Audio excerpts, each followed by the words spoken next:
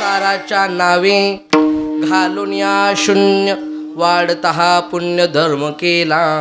हे वाक्य उच्चारणारे तुकोबाराय यांचा 4 चरणाचा उत्कृष्ट असा सर्वांच्या पाठांतरातला परिचयातला जगातील 5व्या क्रमांकाचा वेद म्हणजे गाथा. त्या गाथ्यातील 2222 नंबरचा मागणी पर प्रकरणातील अभंग आज सेवेसाठी निवडलेला आहे. या अभंगामध्ये तुकोबाराय भगवान श्री पंढरीश पांडुरंग परमात्म्याकडे मागणी मागतात आणि ती कशा प्रकारची आहे याबद्दल सविस्तर चिंतन अभंगात सांगतात. अभंग जगद्गुरु तुकोबारायांचा 4 चरणाचा उत्कृष्ट असा सर्वांच्या पाठांतरातला परिचयातला असा अभंग आहे. हा अभंग ऐकला नाही किंवा माहिती नाही असा माणूस शोधून सापडायचा नाही. मागणी पर प्रकरणातील अभंग आहे आणि अभंगाची सुरुवात करण्या अगोदरच तुकोबाराय सुरुवातीला चकारात्मक शब्द वापरतात. सुरुवातीला तुकोबाराय म्हणतात हेची. आता साधारणरित्या इकडे इकडे तुम्ही ते बसतात, तुम्ही इकडे लक्ष द्या माझ्याकडे असं. हा, साधारणरित्या माणूस ह्याची आपल्या साध्या भाषेत गावरान भाषेत सांगायचं झालं तर हीच किंवा हाच शब्द माणूस तेव्हाच उच्चारतो जेव्हा समोरील 10 गोष्टीपैकी 9 नकोयत आणि एकच हवी, तेव्हा माणूस ह्याची शब्द वापरतो. उदाहरण देऊन सांगतो जेणेकरून लवकर कळल. आता लग्न सराई सुरू झाली का? हा, झाली सुरू. एखाद्या मुलाला जर का मुलगी बघण्याचा कार्यक्रम असेल, मुलगा वडील मुलगी बघण्याकरता गेलेत, मुलगी बघण्याचा कार्यक्रम व्यवस्थितरित्या पार पडलेला आहे, मुलगा वडील घरी आले, जेवण वगैरे झालं, दोघंही बसलेले होते. निवांत बसलेले असताना वडिलांनी त्या मुलाला प्रश्न विचारला, बाळू काय बाबा, बघितली का रे मुलगी? हो बाबा. कशी वाटली? सुंदर होती बाबा. बरं, शिक्षण? एकदम व्यवस्थित आहे बाबा, आपल्याला लागू नये. बरं, स्वभाव रे? उत्तम आहे. दिसायला चांगली, बोलणं गोड आहे. काय वाटतं तुला? बाबा माझं मत जर का विचारसाल ना तर मला मुलगी आवडलेली. माझा असा विचार आहे की ह्या मुलीबरोबर माझा विवाह, माझं लग्न तुम्ही लावून द्या. वडील म्हणतात, बाळू तुझं बोलणं खरंय, पण तू अलीकडचा विचार केला रे, मी भविष्यातला विचार केला. कसा बाबा? अरे मुलगी चांगली आहे, शिक्षणही चांगलं आहे, घरातले लोकही चांगले, स्वभावही चांगला आहे, सर्व गोष्टी चांगल्या आहेत, पण एक गोष्ट मला पटली नाही. कुठली बाबा? अरे मुलगी चांगली आहे, सगळं चांगलं आहे, पण मुलीचे वडील जरा श्रीमंत कमी. अरे आम्हाला एकुलता एक मुलगा आहे, असं लग्न झालं पाहिजे की किमान 2 वर्ष भावकीनं नाव घेतलं पाहिजे. अरे आजचं सोड, पण भविष्यात तुला सासरवाडी करणं आधार भेटला पाहिजे. आर्थिक बाजू तिकडची चांगली असेल तर जमतं. आपण काय करू बाळू, थोडं अजून थांबू, एखादी अजूनच चांगली मुलगी बघू आणि श्रीमंत असली की तुझा विवाह करून टाकू. मुलगा म्हणते, बाबा काय असते हो श्रीमंतीचं गरिबीचं, माणसं चांगले तर उत्तम. एक काम करा, ते थोडं मदत करतील, आपण थोडा हातभार लावू आणि कार्यक्रम करू. अरे नाही बाळू, बाबा माझं ऐका, संसार मला करायचा, तुम्हाला नाही. माझं त्या मुलीबरोबर लग्न लावून द्या. अरे बाळू थोडं ऐक. बाबा तुम्ही शांत बसा, मला ह्याच मुलीबरोबर लग्न करायचं, नाही तर चाललो मी घर सोडून. अशी धमकी देतात पोरं. तुमच्याकडे देतात का धमकी अशा? हा देतात. वा वा वा, पा बरं सगळं सारखंच आहे आपलं. मला सांगायचा मुद्दा लक्षात घ्या. त्याचे वडील बाळूला 10 मुली दाखवण्याकरता तयार आहेत, पण बाळूला आवडलेली पहिलीच मुलगी आवडलीये म्हणून पुढच्या 9 मुली न बघता त्यानं नामंजूर केल्या. का? कारण की 10 पैकी दुसरी नकोय, जी आवडली तीच पाहिजे म्हणून शब्द आला ह्याची. किंवा हे नाही कळलं, अजून एक साधं उदाहरण सांगतो. महिला मंडळी जरा नीट लक्ष द्या. आपल्यातून एखादी माय माऊली तिच्या माहेर घराला जाते, तिकडून येताना त्या बिचारीचे वडील, त्या बिचारीचा भाऊ तिला चांगल्या प्रकारची साडी घेतो. ती माय माऊली घरी येते, घरी आल्याबरोबर घरात नाही जात. मग नेमकं महिला मंडळीचा गट कुठे आहे, नेमकं बचत गट कुठं भरलाय ते बघते आणि त्या गटातली जी मेन बाई असेल तिला आवाज देते, गंगाबाई या ना चहा घ्यायला. इथं नाही कोणी गंगाबाई, इथंच पेटायचं आपलं जागीच बुवा. गंगाबाई या ना चहा घ्यायले. मग गंगाबाई चहा घ्यायला येणार बरं का शेडची. चहा घ्यायला आले, अशी बसली की मग आता मला सांगा आशिष महाराज, गंगाबाईला काय आलं बोलवलं आपण? चहा घ्यायला. चहा ठेवायला पाहिजे का नाही? ती गंगाबाई पुढे जाणार आणि म्हणणार, गंगाबाई दूध घेता का चहा घेता, कॉफी घेता का पाणी घेता, शुगर आहे का कमी आहे? चहा ठेव ना. तिला चहा ठेवायचा नसतो, तिला काय दाखवायची असते? साडी दाखवायची असते. आणि अशी हलवताना गंगूबाईनं साडी पाहिली की गंगूबाई म्हणते, माय साडी घेतली. मग बसली खाली. गेला चहा कुठं? बसली खाली. आजच घेतली. माझ्या भावाने घेतली 11,000 रुपयाची साडी आहे. कितीची? 11,000ची. वा वा वा. कशी आहे गंगूबाई? एकदम मस्त साडी. गंगूबाई बोलते गोड काम होईपर्यंत.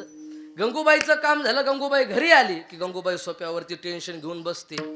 तेवढाच गंगूबाईचा मालक ऑफिसवरून शेतातून बिचारा दमून थकून आलेला असतो. आल्या आल्या सोप्यावर बसतो का न बसतो की लगेच तांब्या भरून देते. त्याचं डोकंच घाबरलं बा. ते म्हणे बाबो 8 वर्ष झालं म्हणे मला लग्न होऊन, हिनं मला न कधी म्हणता पाणी दिलं नाही.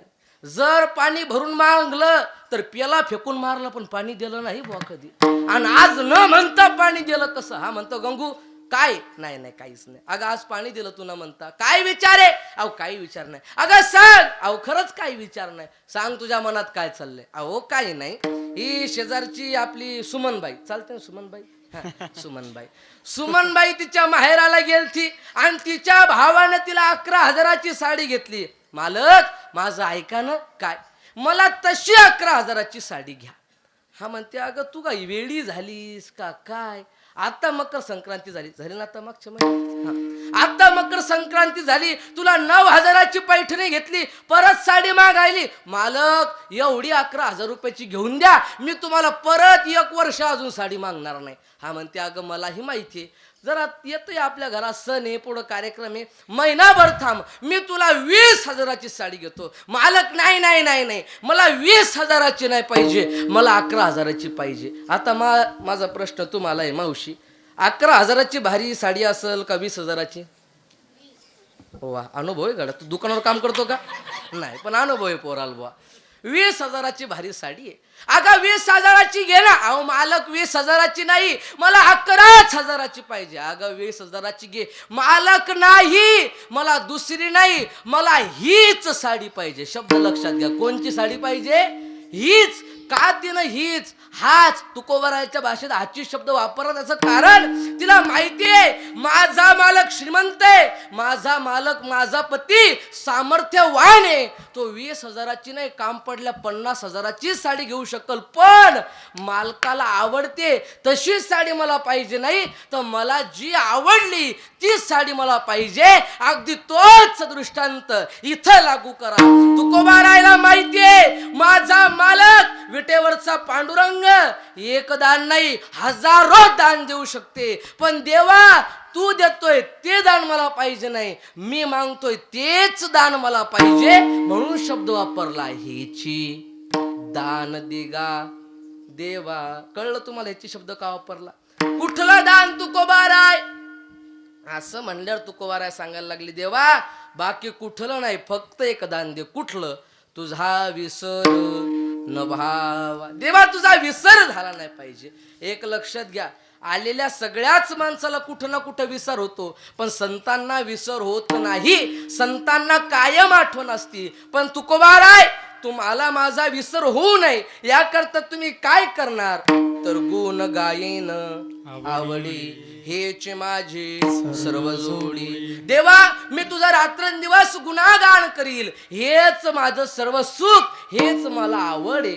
असं म्हणल्यावर पांडुरंग परमात्म्यानं तुकोबारायच्या खांद्यावरती हात ठेवला आणि म्हणायला लागले तुकोबाराय अहो तुम्ही संसारिक संत आहात, तुमच्या संसाराकरता धन मागा, मुक्ती मागा, संपत्ती मागा, ऐश्वर्य मागा, नवे नवे मोक्ष मागा, अहो एखादं पद मागा. असं म्हणल्या सरदिशी 2 पावलं तुकोबाराय मांग सरले आणि छातीवर हात ठोकून सांगितलं देवा न लगे मुक्ती धन संपदा. आम्हाला मुक्ती नको, धन नको, संपत्ती नको, ऐश्वर्य नको, मोक्ष नको, पद नको. मग पाहिजे तरी काय? तर एकच दे. काय? संत संग दे सदा. मला संतांचा संग दे. तुकोबाराय संतांचा संग तुम्ही मागायला लागलात, पण या संतांच्या संगतीत असं आहे काय तुला माहित नाही? तू देवा नाही. आमचे माऊली हरिपाठाच्या 8व्या अभंगाच्या पहिल्या चरणात सांगतात काय? संताचे संगती मनोमार्ग गती अकळावा श्रीपती येणे पंथी. संतांच्या संगतीत एवढं सामर्थ्य आहे की संतांच्या संगतीत जीव जरी गेला तरी तो पांडुरंग परमात्मा आमच्या मागे पुढे उभा असतो, मागे पुढे उभा आली या आघात निवाराया. तो देव मागे पुढे उभा राहतो. याकरता मला संताचा संग दे तुकोबाराय. मी तुम्हाला संताचा संग द्यायला तयार आहे, पण संताचा संग पाहिजे असेल तर पुन्हा पुन्हा जन्म घ्यावा लागतो, पुन्हा पुन्हा मरावं लागतं. आणि पुन्हा पुन्हा जन्म घेणं काही सोपं नाही. म्हणजे नाके तोंडी कुर्मकिडे, गर्भवतीचे दुःख गाडे, फार दुःख आहे तुकोबाराय. तेव्हा तुकोबारायनं देवाला हात जोडून हसत उत्तर दिलं, देवा कितीही दुःख असू द्या, संत संग मिळत असेल ना तर मी ते दुःख आनंदाने भोगायला तयार आहे. म्हणजे तुका म्हणे गर्भवासी सुखे घालावे. देवा तुम्हाला सुखानं गर्भवासाला घाल, काही काळजी करू नको, पण एक गोष्ट दे, काय तुझा विसर होऊ देऊ नको, अशी मला आठवण दे. आणि ती आठवण आल्यावर मी काय करील तर गुण गायेन आवडी हेची माझी सर्व जोडी. हा झाला सरळ सरळ भावार्थ. आता ठळक बातम्या. विठ्ठल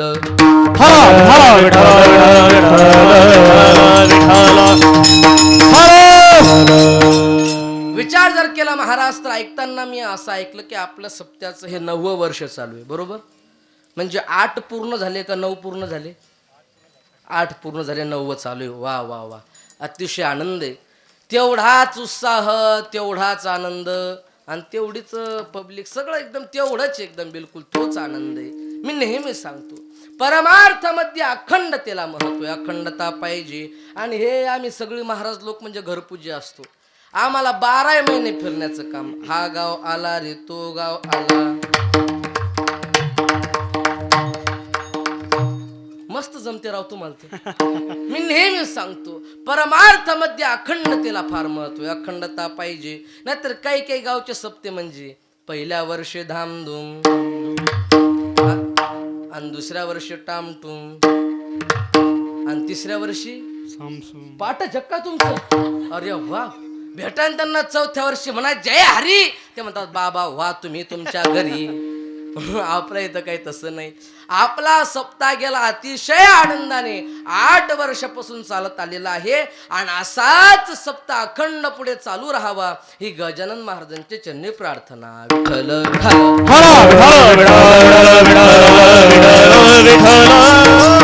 श्री संत गजानन महाराज यांच्या प्रगट दिनाचं औचित्य साधून आपण कार्यक्रम करतात. एकदा नीट बसा बरं, मांड्या गिंड्या घाला बरं जरा एकदा अशा.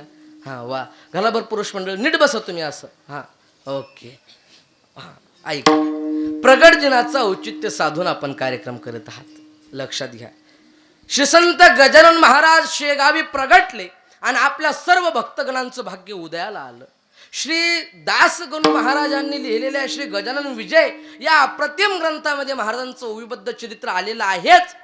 पण कधीतरी गजानन महाराजांचा इतिहास श्रवण करताना, गजानन महाराजांचा अधिकार यांची माहिती, यांची कथा श्रवण करत असताना, गजानन महाराजांच्या ग्रंथाचं पारायण करत असताना किंवा महाराजांचं दर्शन घेता वेळी कधीतरी आपल्या सगळ्यांच्या मनामध्ये असा प्रश्न आला असेल की गजानन महाराज शेगावी प्रगटल्यापासून ते अगदी समाधीपर्यंतचा सगळा इतिहास श्री गजानन विजय या ग्रंथामध्ये आहे. पण महाराज शेगावी येण्या अगोदर कुठं होते, त्यांचं जन्मस्थळ कुठलं, त्यांचं नाव काय, त्यांच्या वडिलाचं नाव काय, त्यांनी कशा प्रकारे भ्रमण केलं आणि कशा प्रकारे ते शेगावला आले, त्यांच्या बाललीला कोणत्या, या गोष्टीचा कुठलाच उल्लेख गजानन विजय ग्रंथामध्ये आढळत नाही. आपली गलफलत इथंच होते. आपल्याला वाटतं मागचा इतिहास नाही म्हणजे गजानन महाराज डायरेक्ट प्रगट झाले. नाही नाही नाही, मागचा इतिहास महत्वाचा आहे. मला तरी वाटतं कोण तुम्हाला मागचा इतिहास सांगितला? इथून माग 6 कीर्तनं झाली. 6 कीर्तनात कोण सांगितलं मागचा इतिहास? नाही. वा, चांगली गोष्ट आहे. जे कोणी सांगत नाही ते सांगायचं काम मी करतो. ऐका, श्री संत गजानन महाराज यांचं समाधीस्थळ शेगाव हे आमच्या बुलढाणा जिल्ह्यात, याचा मला अभिमान आहे. श्री संत गजानन महाराज यांचं समाधीस्थळ आमच्या बुलढाणा जिल्ह्यात आहे, याचा मला अभिमान आहे. पण श्री संत गजानन महाराज यांचं जन्मस्थळ सुद्धा आमच्याच बुलढाणा जिल्ह्यात, याचा मला सार्थ अभिमान. आमच्या बुलढाणा जिल्ह्यात मोताळा तालुक्यात रोहिणखेड गावाच्या ग्रामपंचायत क्षेत्रामध्ये येणारं थड नावाचं छोटंसं गाव. त्या थर्ड मध्ये शारदाबाई आणि भवानीराम साबळे या स्वज्वळ आणि सश्रद्धावान दाम्पत्याच्या पोटी 1857च्या गोकुळ अष्टमीच्या दिवशी श्री संत गजानन महाराजांचा जन्म झाला. बोला श्री संत गजानन महाराज की जय. श्री संत गजानन महाराजांचा जन्म झाला. महाराजांचं मूळ नाव आहे वासुदेव. हे लगे कमी लोक 2-3% लोकांना माहिती आहे. महाराजांचं मूळ नाव आहे वासुदेव, पण महाराजांचं व्यवहारातलं नाव आहे गणोबा. आणि गावातली पोरं त्यांना प्रेमाने लाडाने गण्या आणि गणप्या या 2 शब्दांनी हाका मारायचे. आणि या 2 शब्दाचा उल्लेख श्री गजानन विजय ग्रंथामध्ये आलेला आहे. मी मंच सांगत नाही, मी पुराव्यानिश्चित सांगतो. पुरावा असा आहे की पाहो नित्या नैवेद्यासी महाराज बोले आपणापाशी, खातो खातो अहर्निशी ऐशी बोलशी गणप्या. अध्याय आहे 2 आणि ओवी क्रमांक आहे 119. दुसरा पुरावा तो 7व्या अध्यायातला, तो असा आहे, कोणी म्हणे पिशा गण्या, खातोसे का ताक कन्या, आईशा गोष्टी हाती उन्या, समर्थासे कराव्या. या ठिकाणी सुद्धा उल्लेख आलेला आहे. अध्याय आहे 7वा आणि ओवी क्रमांक आहे 19. गण्या आणि गणप्या या 2 शब्दाचा उल्लेख त्या ठिकाणी आलेला आहे. गजानन महाराजांची सगळी वंशावळ सारोळा पीर येथील देवबा निंबाजी भाट नावाच्या व्यक्तीकडे आजही आहे. आणि त्यात स्पष्ट असा उल्लेख आहे की भवानीराम साबळेचा एकुलता एक मुलगा गणा पुढे शेगावला जाऊन देव झाला असा उल्लेख त्यात आजही तुम्ही जाऊन बघितलं तर तुमच्या लक्षात येईल. श्री संत गजानन महाराज म्हणजे गणोबा हे बाल अवस्थेपासून बालपणापासून दिगंबर अवस्थेत राहत. म्हणजे अंगावरती कपडा घालत नसत. कुणी जर का बळजबरी घालून दिला ते 2-5 मिनिटं ठेवायचे आणि लगेच टाळाटळ तो कपडा फाडायचे आणि कुठंतरी झाडाला बांधून टाकायचे. नग्नावस्थेत संपूर्ण गावभर फिरायचे आणि नग्नावस्थेत कुणाच्याही घरी जायचे अर्जुन महाराज बर का. आणि कुणाच्याही घरी जाणं नग्न अवस्थेत हे लोकांना पटत नव्हतं. म्हणून काही गावातली लोक गजानन महाराजांच्या वडिलांकडे म्हणजे भवानीरामांकडे जायची आणि सांगायची, भवानीराम काय तुझा मुलगा गणा नग्न अवस्थेमध्ये आमच्या घरात येतो. अरे घरात सुना आहेत, लेकी आहेत, मुली आहेत, काय परिणाम पडेल त्यांच्यावरती. एक लक्षात ठेव, तुझा मुलगा आमच्या घरात नग्न अवस्थेत येता कामा नये. त्याला तू बजावून सांग. आणि जर तो आमच्या घरात आला तर माझ्यापेक्षा कोणी वाईट नाही, बजावून सांगायची. आणि साधी गोष्ट आहे, मुलाचं जर का वाईट वडिलाला सांगितलं तर वडिलाला राग येणारच, हे नैसर्गिक गोष्ट आहे. म्हणून गणोबांचे म्हणजे गजानन महाराजांचे वडील भवानीराम काय करायचे, रागाच्या आवेशात गणोबाचा महाराजांचा हात धरायचे आणि आपल्या घरातील अंधाऱ्या खोलीत आत टाकायचे. अशी अंधारी खोली जिथं सूर्याचा प्रकाश कोणत्याच वाटेने येत नाही, केवळ दरवाजा उघडल्यावरच प्रकाशात जातो. अशा अंधाऱ्या खोलीत टाकून द्यायचे. दारून दरवाजा लावून घ्यायचे. त्या दरवाजाला कुलूप लावायचे आणि त्या कुलपाची चाबी कमरेला खोसत खोसत अंगणात यायचे आणि अंगणात येऊन बघायचे तर गणोबा अंगणात खेळताना दिसायचे.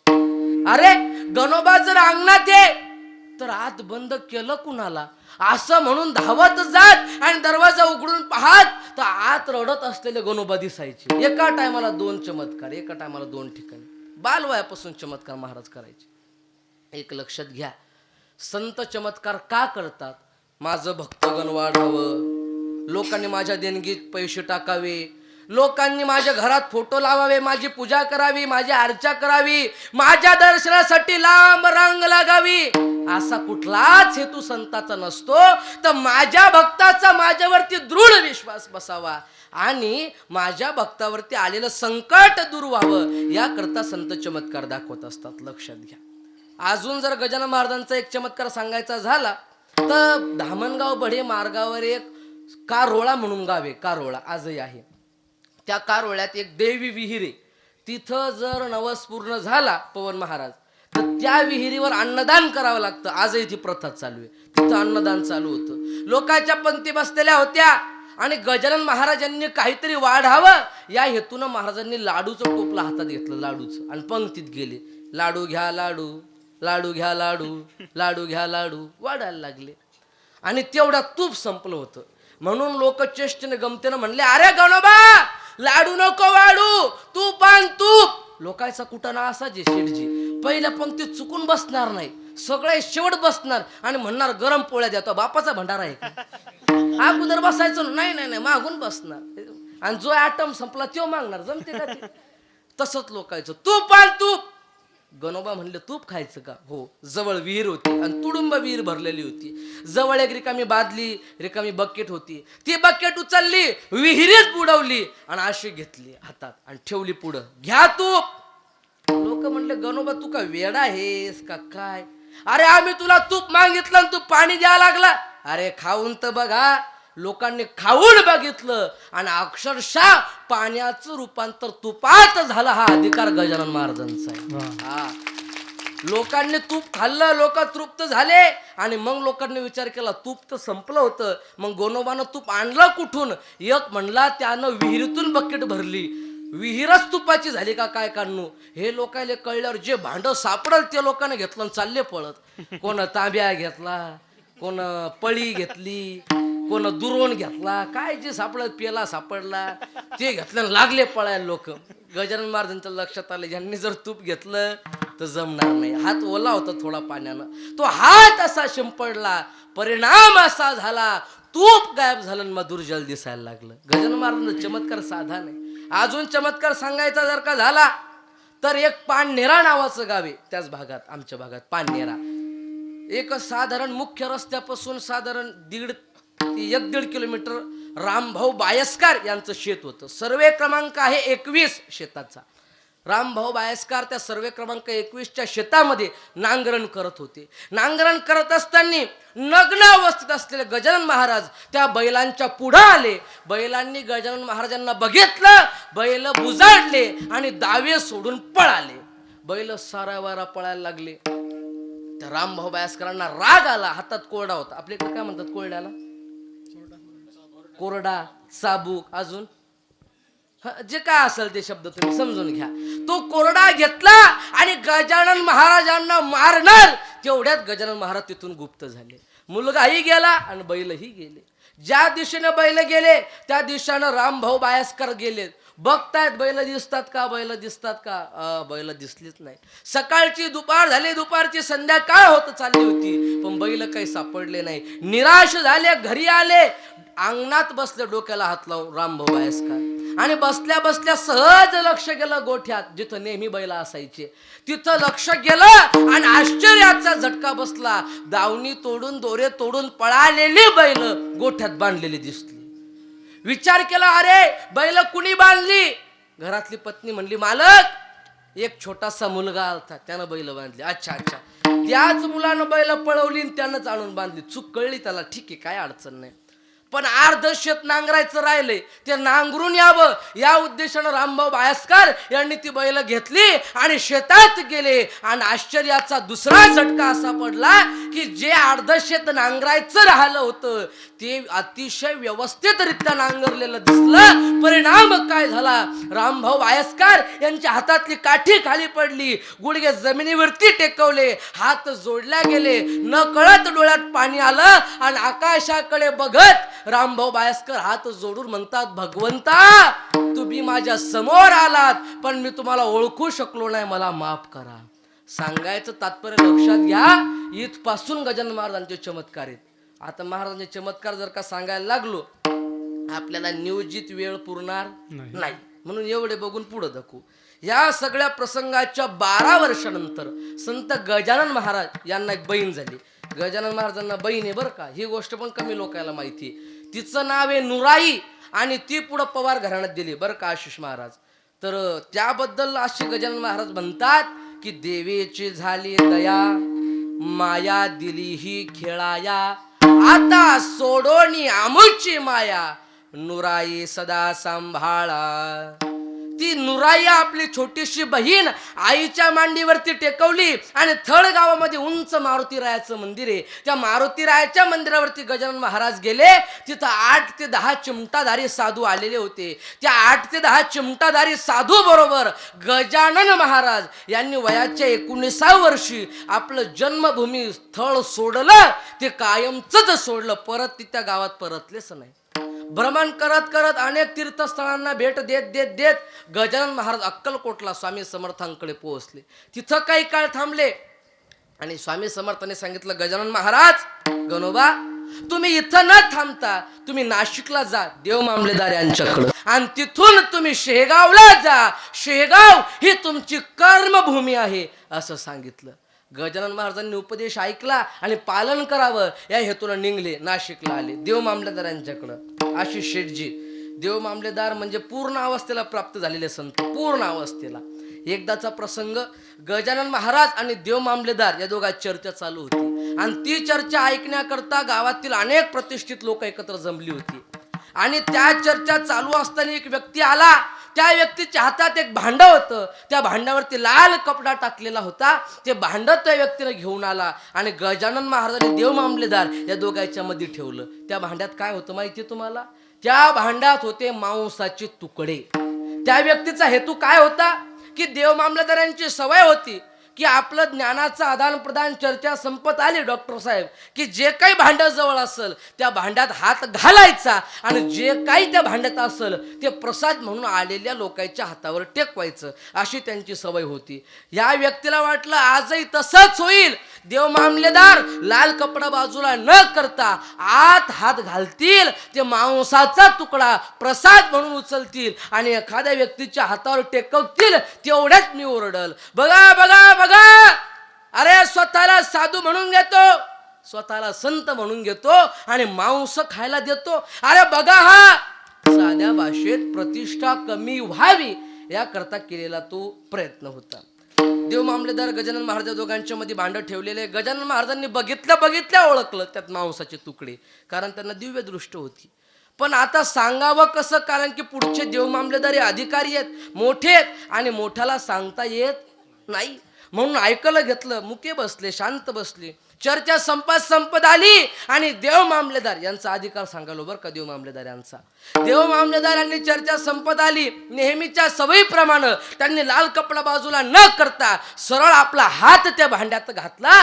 जे काही असल ते उचललं आणि व्यक्तीच्या हातावर ठेवणार अधिकार असा होता त्यांचा की त्यांच्या हाताचा स्पर्श झाल्याबरोबर मांसाच्या तुकड्याचं रूपांतर गुलाबी पुष्पात झालं. ही ताकद त्या संतांची होती. साधं नाही हो, अधिकारी संत होते, अधिकारी, साधे नाही. त्यांच्याकडे काही काळ गजानन महाराज थांबले. तिथून पुढे गजानन महाराज हे कपिलधारा नावाचं तीर्थ आहे, तुम्ही ऐकलं का नाशिकच्या जवळ? हा, त्या तिथं गेले. तिथं 12 वर्ष तप केलं असा उल्लेख तिथील संगमरवरी दगडावरती आजही आहे. तिथं तप केलं आणि परत नाशिकमध्ये आले, कारण की नाशिकमध्ये तेव्हा संत मेळा भरला होता, संत संमेलन भरलं होतं.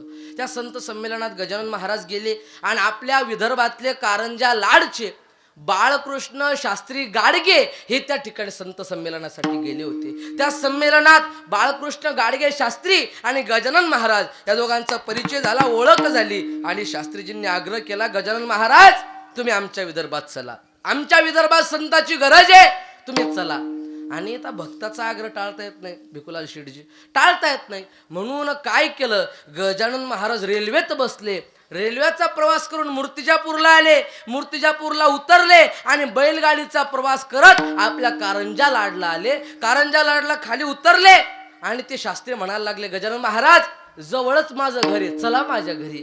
ते म्हणले, शास्त्रीजी तुमचं म्हणणं मी ऐकलं, विदर्भात आलो पण तुमच्या घरी येणार नाही. गावातील मारुतीरायाच्या मंदिरावरती बसून गजानन महाराजांनी 1-2 दिवस त्या ठिकाणी बसले, आराधना केली. तिथून पुढे गजानन महाराज माहूरला आले, माहूरला काही काळ थांबले. तिथून पुढे गजानन महाराज हे अमरावती जिल्ह्यातील बग्गी जावरा येथे माणिक महाराजांकडे आले. तिथं माणिक महाराजांजवळ काही काळ थांबले. एक लक्षात घ्या पुरुष मंडळी, अर्जुन महाराज, मी जी ही तुम्हाला गावं सांगतोय, नावं सांगतोय, ही मनानं काढून सांगत नाही बरं का. ही जी गावं असतील, थड असल, सारोळा पीर असल, पाननिरा असल, त्यानंतर रोहिणखेड असल, मोताळा असल, अक्कलकोट असल, नाशिक असल, कपिलधारा तीर्थ असल, मूर्तिजापूर असल, कारंजा लाड असल, सोनाळा असल, बग्गी जावरा असल, माहूर असल, अकोट असल, गजानन महाराजांचं शेगाव असल, या सगळ्या ठिकाणी माझी कीर्तन झालेली आहेत. आणि तिथं मिळालेल्या माहितीची पडताळणी करून हा सगळा इतिहास मी सांगतोय, उग काही काढून तुम्हाला सांगत नाही, हे लक्षात ठेवा. गजानन महाराज बग्गी जावऱ्याला काही काळ थांबले. तिथून पुढं स्वामी समर्थांनी सांगितलं होतं नरसिंह महाराजांकडे जा. ते लक्षात आलं आणि अकोटला नरसिंह महाराजांकडे गेले. नरसिंह महाराजांकडे गेले. नरसिंह महाराज शिव आराधना करण्याकरता बसू लागले. पण गजानन महाराज आले ही बातमी त्यांना लागली. त्यांनी आपलं आसन सोडलं आणि गजानन महाराजांची भेट घेतली आणि दोन्ही संत सोनाजी महाराज यांच्या दर्शनासाठी सोनाळ्याला गेले. तिथून आले आणि अकोटच्या बाजूला एक गुहा होती. आता ती गुफा राहिली नाही.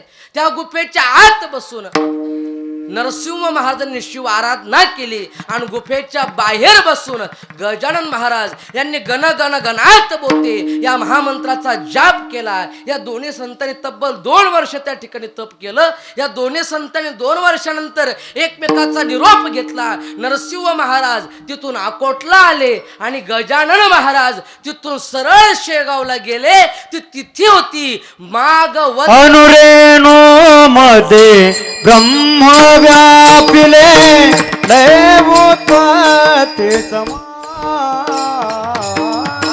माघ सप्तमी पुण्य दिवशी प्रगटला योगी प्रगटला योगी महा माघ सप्तमी पुण्य दिवशी प्रगटला योगी महा हो प्रगटला योगी महा. अर्जुन महाराज तिथी होती माघ वद्य सप्तमी. वार होता शनिवार आणि तारीख होती 23 फेब्रुवारी 1878 रोजी. सर्वप्रथम गजानन महाराज शेगाव मध्ये दिसले. बोला श्री संत गजानन महाराज की जय. आणि तिथून पुढं त्या दिवसाला प्रगट दिन असं नामकरण झालं आणि त्या प्रगट दिनानिमित्त आपण सप्ताह करतोय. हा सगळा मागचा इतिहास माहिती होता तुम्हाला? नाही. आणि हा कोणी सांगत सुद्धा नाही. त्याकरता अभ्यास करावा लागतो. आणि इथून पुढचा सगळा इतिहास तुमचा तोंडीपाठ झालेला आहे. ज्यांना माहीत नसेल त्यांच्याकरता पुन्हा एकदा सांगून देतो धावत्या वेगात. 23 फेब्रुवारी 1878 रोजी देवीदास पातुरकर यांच्या घराबाहेर टाकलेल्या उष्ट्या त्या शीतात उष्ट्या पात्रबळीवर शीत वेचून खात असताना आणि गुरंढोरं ज्या ठिकाणी पाणी पितात तिथलं पाणी पित असताना बंकटलाल अग्रवाल यांच्या दृष्टीस एक व्यक्ती पडला. त्या व्यक्तीच्या मुखातून गणगण गणात बोते असा महामंत्र चालू होता. त्या शब्दावरून त्या मंत्रावरून महाराजांचं नाव पडलं गणगणे बुवा. पुढं नाव पडलं गजानन महाराज आणि नंतर नाव पडलं श्रीसंत गजानन महाराज. गजानन महाराज हे 32 वर्षापर्यंत शेगावमध्ये राहिले आणि 32 वर्षांमध्ये जेवढं काही महाराजांनी त्या ठिकाणी लीला केल्या चरित्र केल्या त्या सगळ्या लिहिण्याचं काम ज्यांनी केलं ते म्हणजे गणेश दत्तात्रय सहस्त्रबुद्धे. बरोबर ना? निमे झोपेलाच दिसायला लागले मला बा. त्यांचं नाव होतं दास गणू महाराज. त्यांनी जो ग्रंथ लिहिला त्या ग्रंथाचं नाव आहे श्री गजानन विजय ग्रंथ. त्यामध्ये अनेक चमत्कार अनेक लीला महाराजांच्या सांगितल्या. जसं की जानकीराम सोनार यांना विस्तव मागितला होता चिलम पेटवण्याकरता. दिला नाही. त्यांचा अहंकार शांत केला. बिना विस्तवाची चिलम पेटवली. कोरड्या विहिरीला पाणी आणलं. कुण्या भक्ताला मरणाच्या स्थितीतून बाहेर काढलं. कुण्या भक्ताची ओंकारेश्वरला फुटलेली नौका तारली. अनेक भक्तांना दर्शन दिले. अनेक चमत्कार केले. मला जास्त चमत्कार सांगायचे नाही पण 52 मध्ये आलेले 2 ते 3 तुम्हाला चमत्कार त्या ठिकाणी सांगायचे. ते चमत्कार फार महत्वाचे. त्याला पुरावे फार सुंदर त्यामध्ये 52 मध्ये आलेलं आहे. आणि त्यामध्ये असा प्रसंग आहे. एकदाचा प्रसंग.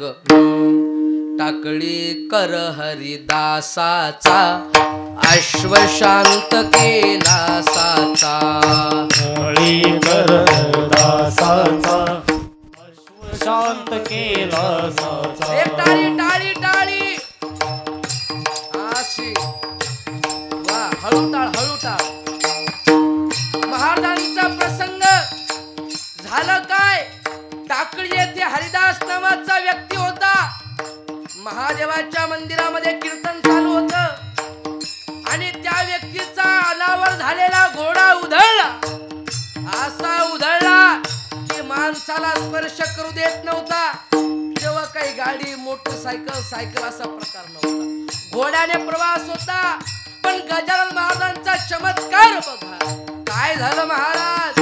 महाराजांच्या कृपेने तो अनावर झालेला उधळलेला घोडा एका क्षणात शांत झाला. म्हणजे बाळकृष्ण बाळापूरचा समर्थ भक्त जो होता. बाळकृष्ण बाळापूरचा वा वा. समर्थ होता. दुसरा चमत्कार, बाळकृष्ण बिडाईत बाळापूरचे राहणारे समर्थ रामदास यांचे एकनिष्ठ शिष्य होते, एकनिष्ठ भक्त. महाराजांच्या दर्शनाला जायचं होतं. स्वामींच्या मनात इच्छा होती, पण काही अडचणीमुळे जाऊ शकले नाही. पण मनातली इच्छा आमच्या गजानन महाराजांनी पूर्ण केली. काय केलं आमच्या महाराजांनी? रामदास स्वरूपे त्याला दर्शन देऊन तोषविला. रामदास केलं दर्शन देऊन तोषविला. गजानन महाराज यांनी समर्थ रामदास यांच्या रूपामध्ये जाऊन दासनवमीच्या दिवशी बाळकृष्ण बिडाईत यांना भेट दिली आणि त्यांची इच्छा पूर्ण केली. फार महाराजांनी चमत्कार केले हो. अजून एक चमत्कार, शेगाव मधला चमत्कार. काय झालं? सुकलालाची गोमाता द्वाड बहुत होती ताता. सुकलालाची गोमाता द्वाड होते. सुकलाल नावाच्या व्यक्तीची गाय, अनावर झालेली उधळलेली द्वाड बंड अशी गाय, मायबाप अशी गाय होती ती की ती गाय केवळ माणूस पाहावा आणि माणसाच्या अंगावरती धावून जावं. काही घेणं देणं नव्हतं, केवळ माणसाला मारायचं काम करायची. पण महाराजांची कृपा बघा हो. महाराजांच्या कृपेच्या, महाराजांच्या लीलया स्पर्शाने काय झालं? सुकलालाची गोमाता वाड बहुत होती ताता. कृपा तुझी होताच क्षणी शांत झाली ती जननी. कृपा तुझे होताच क्षणी शांत झाली ती जननी. ती गाय शांत झाली. अंगावर धावून जाणारी गाय एवढी शांत झाली की गजानन महाराज त्या गायीच्या जवळ बसले तर तिनं मान सुद्धा फिरवली नाही. एवढी शांत झाली महाराजांचा चमत्कार. अजून एक मोठा चमत्कार, कारंजाचा लक्ष्मण घुडे नावाचा व्यक्ती रोगाने पिडला होता, त्रासला होता. त्याला लक्षात आलं आपल्याला झालेला रोग आपल्याला मारणार, आपलं मरण जवळ आलंय. पण मरायच्या अगोदर एकदा गजानन महाराजांचं दर्शन घेऊ या हेतूला तो व्यक्ती गजानन महाराजांच्या शेगावकडे निघाला. आपल्याला माहितीये गजानन महाराजांचं दर्शन घेतल्यानंतर, टाळ नीट वाजवा, गजानन महाराजांचं दर्शन घेतल्यानंतर सर्व दुखणे, व्याधी, पीडा, दुःख सर्व दूर होतं. पण गजानन महाराजांचा चमत्कार बघा. महाराजांचं दर्शन लांब सोडा, केवळ महाराजांच्या भूमीत पाय टेकवला आणि परिणाम काय झाला? पुढे लक्ष्मण शेगावी येता व्याधी तू निरवी. पुढे लक्ष्मण शेगावी येता व्याधी तू निरवी. दांभिकता परिती त्याची तू न चालवून घे साची. त्याचं दुखणं दूर केलं. एक लक्षात घ्या, महाराज होते तोपर्यंत चमत्कार होते असं नाही बरं. महाराज गेल्यावरही चमत्कार होते. एकदा महाराजांच्या मंदिराचं बांधकाम चालू होतं. अनेक लोक दर्शनाला आली आणि तेव्हा सिमेंट नव्हतं, लोखंड नव्हतं, दगडी बांधकाम, जुनं दगडी. आणि मोठा खांब उभारणं चालू होता. लोकांची रांग लागलेली होती आणि त्या खांबाच्या बाजूला महाराजांचं दर्शन घ्यावं या हेतूने एक स्त्री आली होती. खांबाच्या बाजूला होती आणि न व्हावी ती घटना घडली. तो कितीतरी वजनाचा दगडी खांब त्या स्त्रीच्या अंगावर पडला.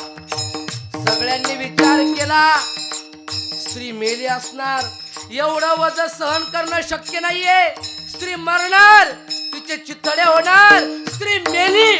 अरे कशी मरल रे? गजानन महाराज होते माझे आणि चमत्कारिक ना भूतो ना भविष्य ती गोष्ट घडली. काय झालं? हा अंगावरती खांब पडे स्त्रीवाचे आश्चर्य घडे.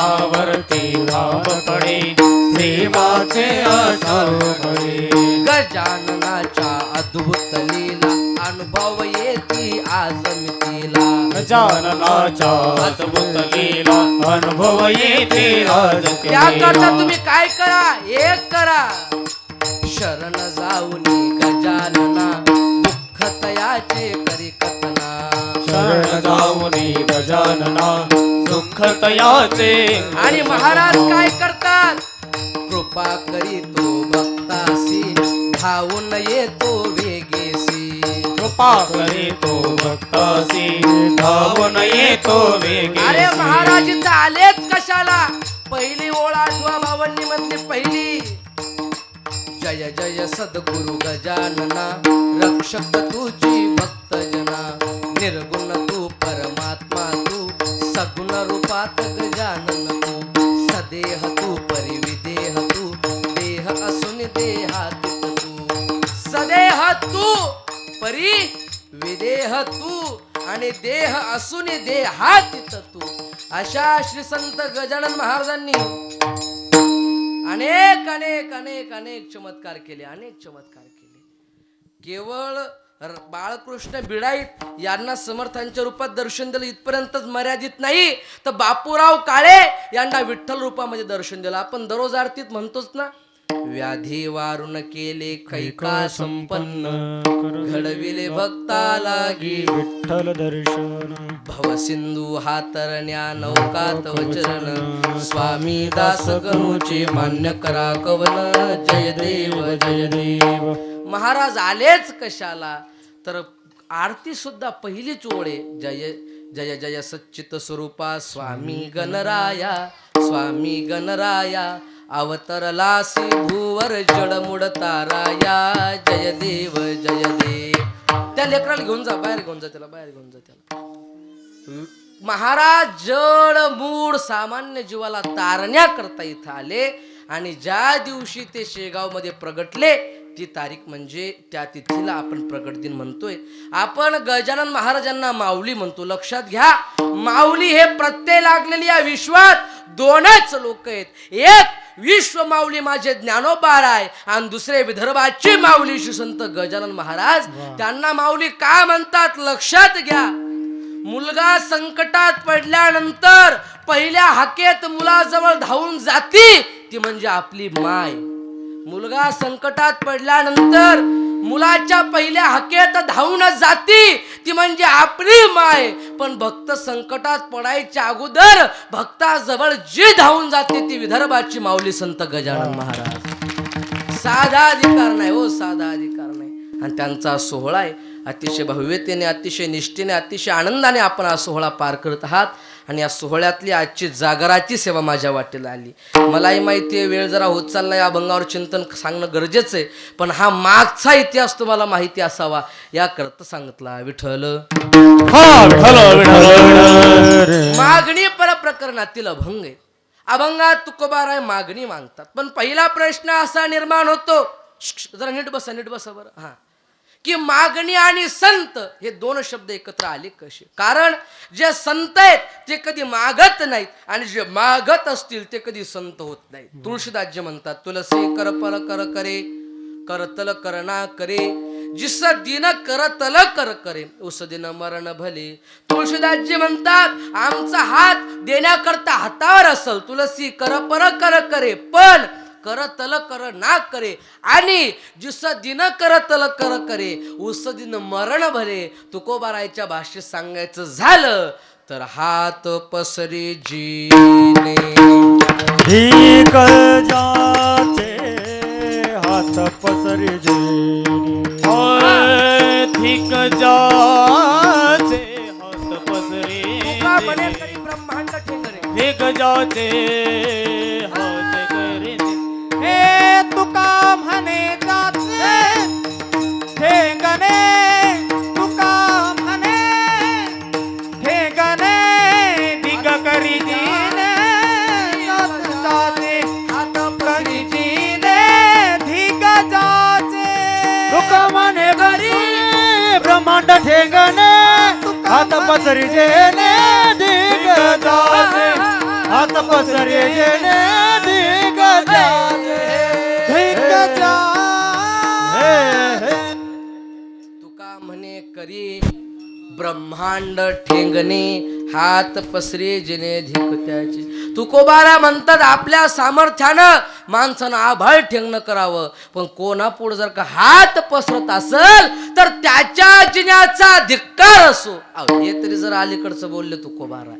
एका ठिकाणी तर असं म्हणतात, जो मागतो मागणं लांबच सोडा, मागण्याकरता जवळ जो झोळी ठेवतो झोळी, त्याच्या जगण्यात फायदा नाही, त्यानं जळून मेलं पाहिजे. अंगावर राखेल नाही पेट्रोल म्हणलं तरी चालते. आता काय राखेल भेटत नाही, मनचं बोलत नाही.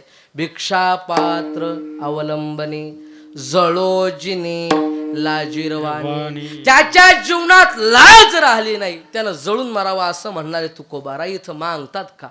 म्हणजे ही गोष्ट जरा वेगळीच झाली. अगोदर मागणीला विरोध, स्वतः मागणी करायची. म्हणजे कीर्तन होईपर्यंत मरणाचं सांगायचं, व्यसन करू नका, व्यसन करू नका, तोंडाला फेस आला पाहिजे एवढं सांगायचं. व्यसन करू नका, व्यसन करू नका. आणि विठोबरोबर गायकाला म्हणायचं दे रे चुना, म्हणजे हाणला पाहिजे का जरा असं. ते असं उलटच व्हायला लागलं ना जरा. तुकोबारा मागणीला विरोध करतात आणि दुसरीकडे मागतात का? तुकोबाराच्या जवळ 125 अभंग आहेत मागणी प्रकरणातले. का मागतात एक लक्षात घ्या. बियाणे शेठजी का माणूस मागते? माणसाला मागण्यासाठी 3 कारण आहेत. किती कारण? मी येऊ का आमच्या घरून? तुम्ही बोला, झोपले का तुम्ही? हा बोला, किती कारण? शाबाश, 3 कारण. गरज, परंपरा, स्वभाव, हे 3 कारणाचं स्पष्टीकरण देतो. ऐका, आपल्या इकडं प्लॉटिंग पडली का? आहे. काय रेट चालू आहे आपल्याकडे प्लॉटिंगचा? 5 लाख रुपये. हा, 5,000 रुपये स्क्वेअर फूट म्हणजे 5 लाख रुपयेच ना. आता समजा उदाहरणार्थ कणेरगाव मधल्या ग्रामस्थांचं आमच्या सगळ्याचं मंडळीचं प्रेम मायावरले आणि मला त्याला सोडून करमत नाही. म्हणून मी जर उद्या घरी गेल्यावर विचार केला की बा त्या मेखरले राहण्यात काही मजा नाही, आपण इकडंच घर बांधू, इकडंच आपले कार्यक्रम आहे, मस्त सांगते आपलं. मग या उद्देशानं जर का मी 5 लाख रुपयाचा प्लॉट घेतला आणि त्यावर मला बांधकाम करायचं 20 लाखाचं, आशिष महाराज किती रुपयाचं? 20 लाखाचं. आणि माझ्या जवळ अवेलेबल आहेत 15 लाख. किती कमी? किती पडले? 5 लाख कमी पडले म्हटल्यावर मी बांधकाम थांबू देईल का? नाही. मग मी काय करणार? पहिला कॉल करणार आमच्या मुन्ना शेठले. मोठ्यापासून सुरुवात केली पाहिजे ना. शेठजी रामकृष्णारी, ते म्हणते रामकृष्ण महाराज बोला काय चालू आहे? काय नाही, एकदम मस्त आनंदात. कुठे आहे शेठजी? काय ना आपल्या हॉटेलवर ढाब्यावरती रघुपतीवर मस्त आनंदात चालू आहे. बरं बरं बरं बरं. काम होतं एक. बोला ना महाराज काय होतं? बांधकाम काढलंय आणि 5 लाख रुपये कमी पडायलेत, तर तुम्ही जरा मदत करा आणि 1,000 लाख रुपये द्या. देसाल ना? एवढ्या लोकांपुरतं तर हो म्हणा, मागत नाही मी तुम्हाला. हा देणार. दुसरा कॉल करणार आमच्या डॉक्टर साहेबाले. मोठ्याकडून जर असं सुधाकर डॉक्टर साहेबाले कॉल करणार आपल्या. डॉक्टर साहेब रामकृष्ण. बोला महाराज रामकृष्ण. काय करता डॉक्टर साहेब? काय नाही, अर्ध इंजेक्शन पेशंटला दिलंय, अर्ध बाकी ठेवतोय. माफ करा बरं का, मी गमतीत बोललो, म्हणाल येऊ नका, मला जरा सुस्ती असं मध्ये मध्ये बोलायचं. काय म्हणता महाराज? काय नाही, आपल्या इथं बाजूलाच बांधकाम सुरू केलंय आणि 5 लाख रुपये कमी पडायलेत, तर शेठजीनं 1 लाख रुपये दिलेत, तर तुम्ही पण 1,000 लाख रुपये द्या. देसाल ना? द्या. मग कीर्तन झाल्यावर हा जाऊ नका, उठू नका बरं का. काम पडला 10,000 तुम्ही घेऊन जा, 90चा माफ फायदा होऊ द्या. त्यांना मागील, आमच्या आशिष दादाला कॉल करील, आमच्या बियाणे शेठजीला कॉल करील, सगळ्या 4-5 जणांना मी कॉल करील आणि 5 लाख रुपये जमा करील. आता मला सगळे जण थोडा विचार करून सांगा, मी यांना मागणी मागतली कारण मला काय पडली? कमी. शाबाश, बरोबर बोलले पोरं. काय कमी पडली? गरज पडली, गरज. आता गरजेच्या दृष्टीनं तुकोबाराची मागणी पाहू म्हणजे कळल. पण एक गोष्ट लक्षात घ्या, गरज ही संसारात पडते, परमार्थात गरज पडत नाही. तुम्ही अनुभवी माणसं आहे, कधीतरी असा एखादा कॉल आला असेल, काय पाटील काय मुलीला ताप आला होता, तिला दवाखान्यात घेऊन आलो, सोबत 2,000 रुपये होते. वाटलं 2,000 रुपयात ताप जमल, गोळ्या औषधी भेटल, दवाखाना होईल. पण इथं आलो, डॉक्टरनं सांगितलं ताप जरा जास्त वाटतोय, रक्तलघवी चेक करा. रक्तलघवी चेक केली आणि डॉक्टर साहेबांनी, आता डॉक्टर साहेब म्हणून त्याच्यावर सांगू, आज जे काय असेल ते तिकडे जाता. डॉक्टर साहेबांनी सांगितलं मुलीला साधा ताप नाही, डेंगूचा ताप आलाय, लवकरात लवकर पुरीला ऍडमिट करा. संध्याकाळच्या पुढे जर का इलाज गेला तर मुलगीची तब्येत हातात येणार नाही. आता 5,000 रुपये भरा, मी लगेच उपचार सुरू करतो. पाटील 2,000 रुपये सोबत होते, 3,000 रुपयाची कमी पडा लागली, तुमच्या पाया पडतो, या फोन पे वर 3,000 रुपये टाकून द्या, घरी आल्या आल्या देतो. कॉल आला का कधी असा? आलाच असेल, पण कधी असा कॉल आला का की महाराजाचं पाकिट भरायचं आणि 500 रुपये कमी पडायले? नाही येणार का? परमार्थामध्ये गरज पडत नाही आणि संसारात पडल्याशिवाय राहत नाही. आणि तुकोबारायची जर का वृत्ती बघितली तर जाळोने संसार बैसलो अंगणी. प्रमाण नंबर 1, लाथाळीला हा संसार, केला षड उर्मीचा वार. प्रमाण नंबर 2 आणि प्रमाण नंबर 3 अगोदरच सांगितलं, घालून या शून्य संसाराच्या विरक्त असलेल्या तुकोबाराय एवढे विरक्त होते, एवढे विरक्त होते की घरी मुलांना बायकोला खायला भेटते का नाही याचा सुद्धा विचार करत नव्हते. जिजाबाईच्या अंगावरची साडी वगळली तर त्या माय माऊलीला दुसरी साडी घालायला नव्हती याचा सुद्धा विचार करत नव्हते. आणि जर का तुकोबाराला गरज पडलीच असती तर घरातले लाख रुपये त्या काळातले दुष्काळात लोकांना दिले नसते, लोकांचं कर्ज माफ केलं नसतं. म्हणून गरजेच्या दृष्टी जर का पाहिली तर तुकोबारायला गरज पडत नाही, म्हणून गरजेच्या दृष्टीनं तुकोबाराने मागणी केली नाही. आता क्रमांक 2, परंपरा. कसं असते माहिती का, वरून काहीतरी परंपरा चालू येते पहा, वरून काहीतरी. आता आपल्या इकडं आहे का नाही मला कल्पना नाही, पण मी नेहमी करता तुळजापूर, कोल्हापूर त्या भागात कीर्तनाला जातो. तिकडं देवीचं प्रस्त आहे आणि तिकडं ज्या लोकांचा नवस असतो किंवा ज्यांचा नवस कबूल झाला नाही ती बाई, त्या घरातले व्यक्ती आईची परडी आणतात. महिला मंडळ माहिती तुम्हाला आईची परडी? तुम्हाला मग भाषा कळा लागली का? हां, मग हो नाही बोला ना काहीतरी. तुम्ही जरासं निरा रागरागच पाहायला लागले सगळे माझ्याकडं. जून काय कीर्तन झालं हाणायचा प्लॅन करा लागले मला तुम्ही. हो नाही बोला ना. आईची परडी माहिती का तुम्हाला महिला मंडळ? हा, आईची परडी माहिती आहे.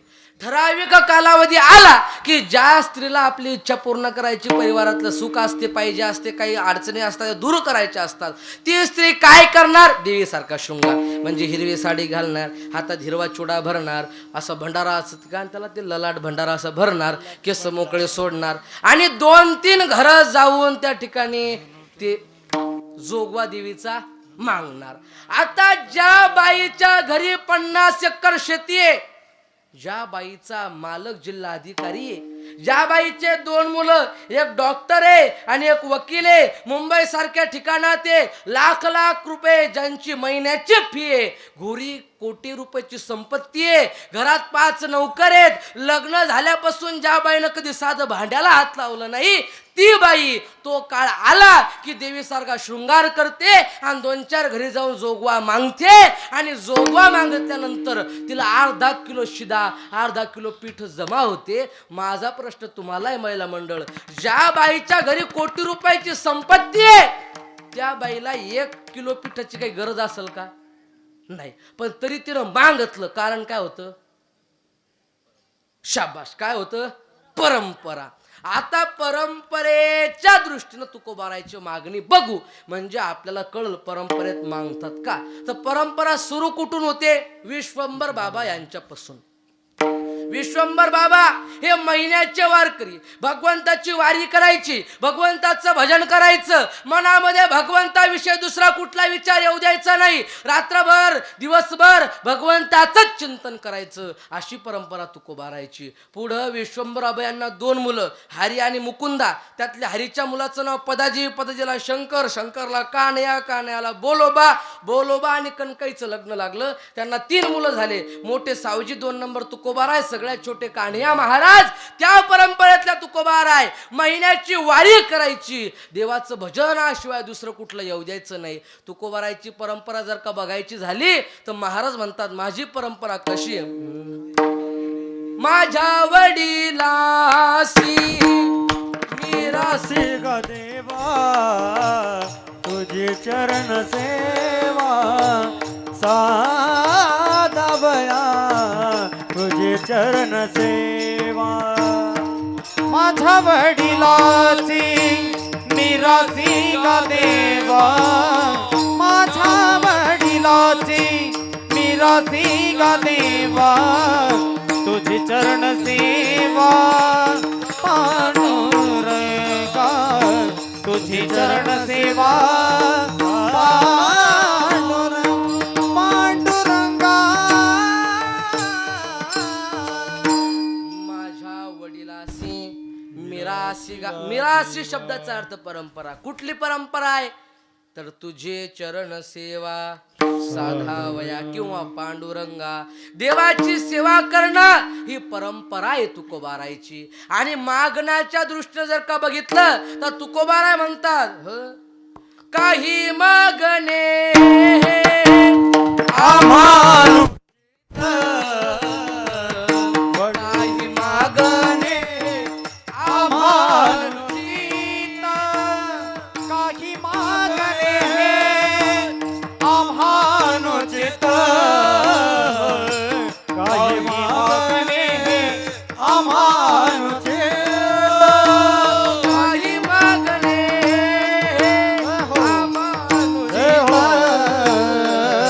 काही मागणे आम्हानुचित काही मागणे आम्हानुचित काही मागणे आम्हानुचित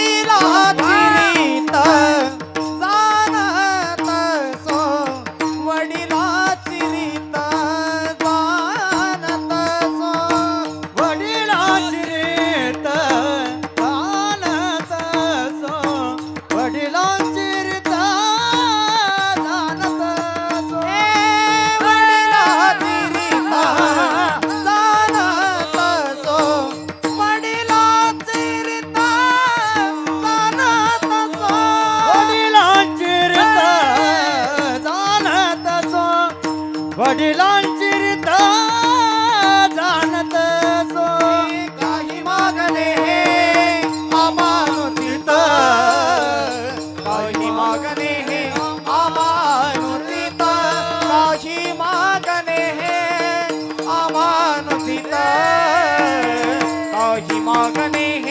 आम्हानुचित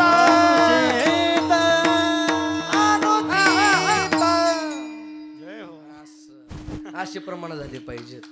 वाजवा लागले जरा जोरात तरी वाजवा. वा वा वा धन्यवाद. काही मागणीही आम्हा अनुचित कारण वडिलाची रीत.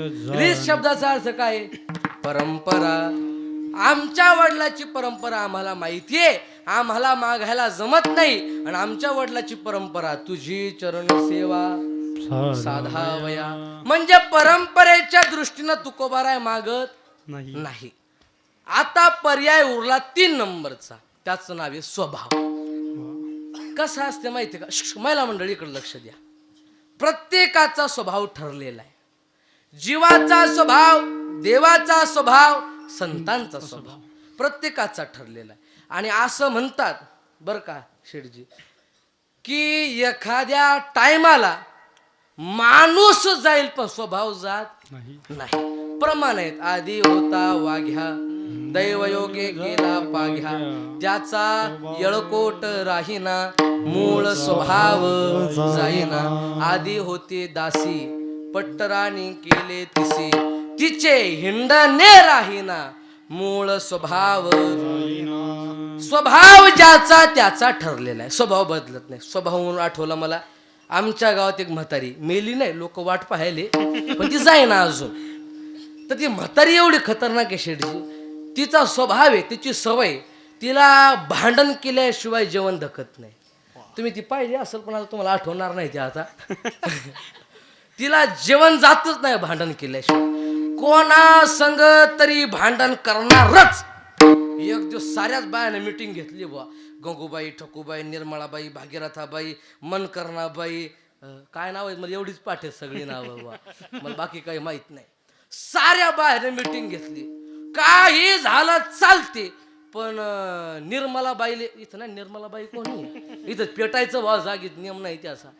काही झालं तर चालते, पण निर्मलाबाईले बोलायचं नाही. कारण की निर्मलाबाईची सवयची, ती काही जरी बोललं तरी भांडण काढते. मग बोललंच नाही, घराच्या बाहेरच निघलं नाही तर भांडण करल का? आपण उद्या जे काही काम घराच्या बाहेरचं असेल, भाजीपाला आणणं असेल, काही किराणा सामान आणणं असेल, पाणी आणणं असेल, जे काही असेल ते आतल्या रात्रीच करून ठेवा. उद्या दिवसभर बाहेर निघूच नका, म्हणजे ती कोणाबरोबर भांडणार नाही, जेवण करल आणि तिचा स्वभाव तुटल. साऱ्या बायानं ठरवलं बुवा. साऱ्या बाया गेल्या घरात. ते म्हातारीचं नाव काय होतं? निर्मलाबाई.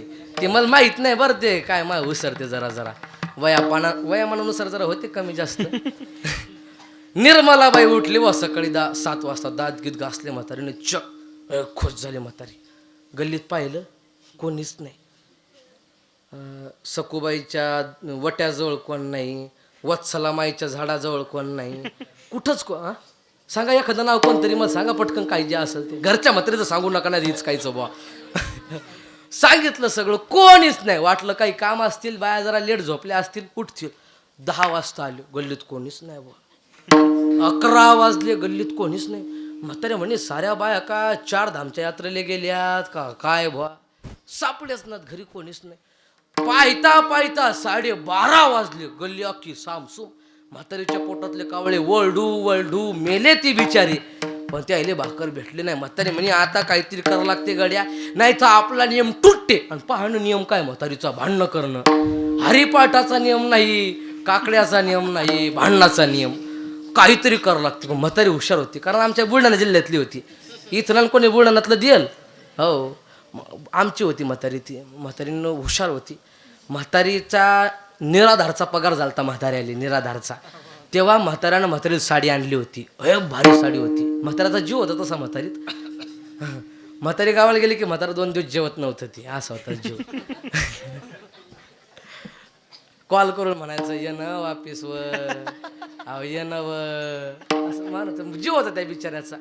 त्यानं साडी आणली होती व म्हातारीनं घातली व ती साडी घातली, केस मोकळे सोडले, भंडारा भरला, देवीचं रूप घेतलं त्या, आणि गेली पाटलीन बाईच्या दरवाजावर टाकले थाप, आणि लागली झुलायला. पाटलीन घरातून आली, पाटलीनं फटीतूनच पाहिलं. अरे बाप, निर्मलाबाई आली. निर्मलाबाई सुनतेचा ना? हा, निर्मलाबाई आली गड्या दारात. आता दरवाजा उघडाव तर भांडणं करते, नाही उघडाव तर अंगात देव येले. पंचायतच पडली. पाटली म्हणे जाऊ द्या, जे होईल ते होईल, पण देव नाराज झाला नाही पाहिजे. उघडला वा दरवाजा. देवा सांगा काय इच्छा, काहीतरी दे, काहीतरी दे, काहीतरी दे, काहीतरी दे. ती पाटली नव्हती. ती घरात गेली, लगे एका अशा भांड्यात काजू, एका भांड्यात बदाम, एका भांड्यात मनुखे असे आणले भरून, आणि टाकली देवाच्या जवळ. देव मोठा खतरनाक होता बुवा, रगेल देव होता आमचा. दिले खाली टाकून, हे नाही पाहिजे, हे नाही पाहिजे, हे नाही पाहिजे, हे नाही. मग ती म्हणेन पाहिजे काय? इस्तू आण, इस्तू आण, इस्तू आण, इस्तू आण. तुम्हाला इस्तू कळते का? महिला मंडळ चुलीतला असते बा, गरम गरम कोळशे. देवा इस्तूचं काय करायचं? तुला काय करायचं? इस्तू आण. तुला काय करायचं? इस्तू आण. आणला बा ती इस्तू असा टपरात भरून. आणि देवा इस्तू कुठं ठेवायचं? टाक इच्छा, इच्छा टाक, टाक इच्छा, इच्छा टाक. ती पाटली म्हणे देवा तुमच्या मेंदूत पाणी झालं का काय बुवा? अहो कपड्यावर टाकल्यावर कपडा जळल ना. तुला काय करायचं? इस्तू टाक. तुला काय करायचं? इस्तू टाक. तुला काय? देवाच भांडणात देवाचं ऐका लागते. टाकला बुवा इस्तू. आता इस्तू जळत होता, त्याचा निसर्गिक नियम आहे. गरम असल्यामुळं 2-4 कोळशे होते, त्याला असे छिद्र पाडले, कोळशे खाली पडले. आपल्या पदराले छिद्र पडलं. त्या काय होतं तिचं नाव? निर्मलाबाई. निर्मलाबाईनं पाहिलं बा पदराला छिद्र पडलं. हळूच निर्मलाबाईनं पदर खाली सोडला. हळूच केसाची गाठ मारली, पदर खोसला, खालचा इस्तू बाजूला केला. खाली पाय इस्तू खाली, माकडं नाही, असं असं असं इस्तू बाजूला केला. जळल ना मा पाय इस्त्यानं. असा इस्तू बाजूला केला, पदर खोसला, बांगड्या मांग केल्या, धरला तिचा हात. तू हा मग ही साडी जाळलीच कशी काय? पाहता झाली ना भांडणं सुरू. म्हातारी होती व खतरनाक. काय साडी जळली तर जळली पण नियम नाही मोडला बा म्हातारीनं. अशी डेंजर म्हातारी होती. स्वभाव ज्याचा त्याचा ठरलेलाच. इथं तिघायचा स्वभाव आहे आपला स्वभाव, देवाचा स्वभाव आणि संताचा स्वभाव. कोणाकडं काहीच न मागणं हा संताचा स्वभाव आहे. कोणाकडं काहीही मागणं हा आपला स्वभाव आहे. आणि जो मागत नाही त्याला आग्रह करून देणं हा देवाचा स्वभाव आहे. विठ्ठल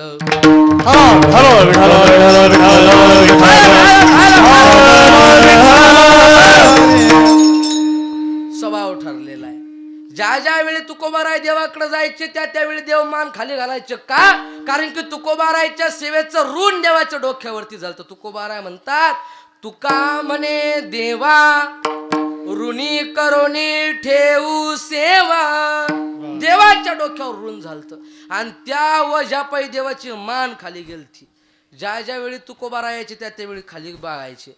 पण एकदा तुकोबारायच्या डोळ्यात डोळे घातले व देवानं आणि तुकोबाराय म्हणले, देवा नेहमी करता खाली पाहणार आहे तुम्ही आणि आज माझ्याकडे बघता हो तुकोबाराय. डोक्यावरती लय ओझ झालं. काहीतरी मागा मागण्यासी आस पाहे मुखाकडे चिंदिल्या रोकडे मनोरथ. काहीतरी मागा हो, लय ओझ झालं. तुकोबाराय म्हणले, देवा आमचा मागणं हेतूच नाही. अहो काहीतरी मागा.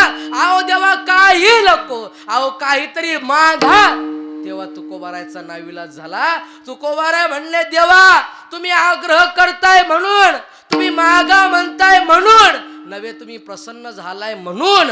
मनसे काही मागा मनसे काही दाबू दाबू हे मनसे काही मागा मनसे काही हे चित्त देगा पांडुरंगा हे चित्त देगा पांडुरंगा हे चिदेगा पांडुरंगा, हे चिदेगा पांडुरंगा, हे चिदेगा पांडुरंगा, हे चिदेगा पांडुरंगा. हे मनसे काही मागा हे चित्त देगा पांडुरंगा हे चित्त देगा पांडुरंगा हे चित्त देगा पांडुरंगा काही मागा, हे चिदेगा पांडुरंगा, हे चिदेगा पांडुरंगा, हे चिदेगा पांडुरंगा, पांडुरंगा पांडुरंगा, पांडुरंगा पांडुरंगा. पांडुरंगा. ओके. मनसी काही मागा हेचे देगा पांडुरंगा. बरं वाटलं. ऐका, माणूस काय मागतो, गरज असते कधी कधी घेण्याची. कारण पुढचा जर का मोठा असेल ना, घ्या लागते कधी कधी. दादा तुमचं नाव काय हो? नाव तुमचं? हा, नवनाथ दादा. तुम्हाला एक प्रश्न विचारू का? राग येईल का? नाही. तुम्ही इथलेच आहे का? वा. समजा तुम्ही लग्नात गेले. लग्नात जाता का तुम्ही? हा, जात असता. लग्नात गेले, जेवायला बसले, जेवण फुल झालं, अगदी पोट भरला, ढेकर दिला तुम्ही आनंदाचा. आणि हात धुणार पण बाजूच्याचं जेवण राहिलं होतं म्हणून तुम्ही हात धुतला नाही. का? आपल्याकडे पद्धती ती पातळी गुंडाळत नाही, हातही धुत नाही. आणि तेवढ्यात खासदार साहेब आले, आपल्या जिल्ह्याचे आले. आणि त्यांनी काहीतरी वाढ हवं या हेतून लाडूचं टोपलं हातात घेतलं बा. आणि लाडू वाढत वाढत वाढत तुमच्या लोक आले. आव नवनाथ पाटील, रामकृष्ण हरी, रामकृष्ण हरी. बरे आहेत ना? बरे आहेत. घ्या 2 लाडू. आता तुमचं पोट भरेल आहे, तुम्ही लाडू खाऊ शकत, ती माकडे द्या. पण समजा तिथे दलचं आपण सांगतोय, पण तुम्ही खाऊ शकत नाही. पण तुम्ही खासदार साहेबांनी नाही म्हणणार का घेणार? घेणार. का घेणार? कारण की देणाऱ्या व्यक्तीचा अधिकार मोठा आहे. विचार करा, खासदार साहेब जर द्या लागले आणि इच्छा जरी नसली तरी माणसाला घ्या लागते. भलेही ते 2 लाडू खिशात भरून घरी घेऊ, पण खायची इच्छा नसल तरी घ्या लागते. तर इथं देणारा जगाचा बाप आहे, त्याला नाही कसं म्हणता येईल. म्हणून तुकोबाराय म्हणतात, हेची देगा पांडुरंगा, हे दे. असं म्हणल्यावर देव लय आनंदित झाले. वा वा वा वा वा वा वा तुकोबाराय, काहीही न मागणारे देव तुम्ही. पण आज हेची देगा म्हणले, बरं वाटलं. पण मला एक प्रश्न पडलाय हो, हेची देगा म्हणले पण नेमकं हेची देगा म्हणजे काय? हेची दान हेची दान देगा देवा हेची दान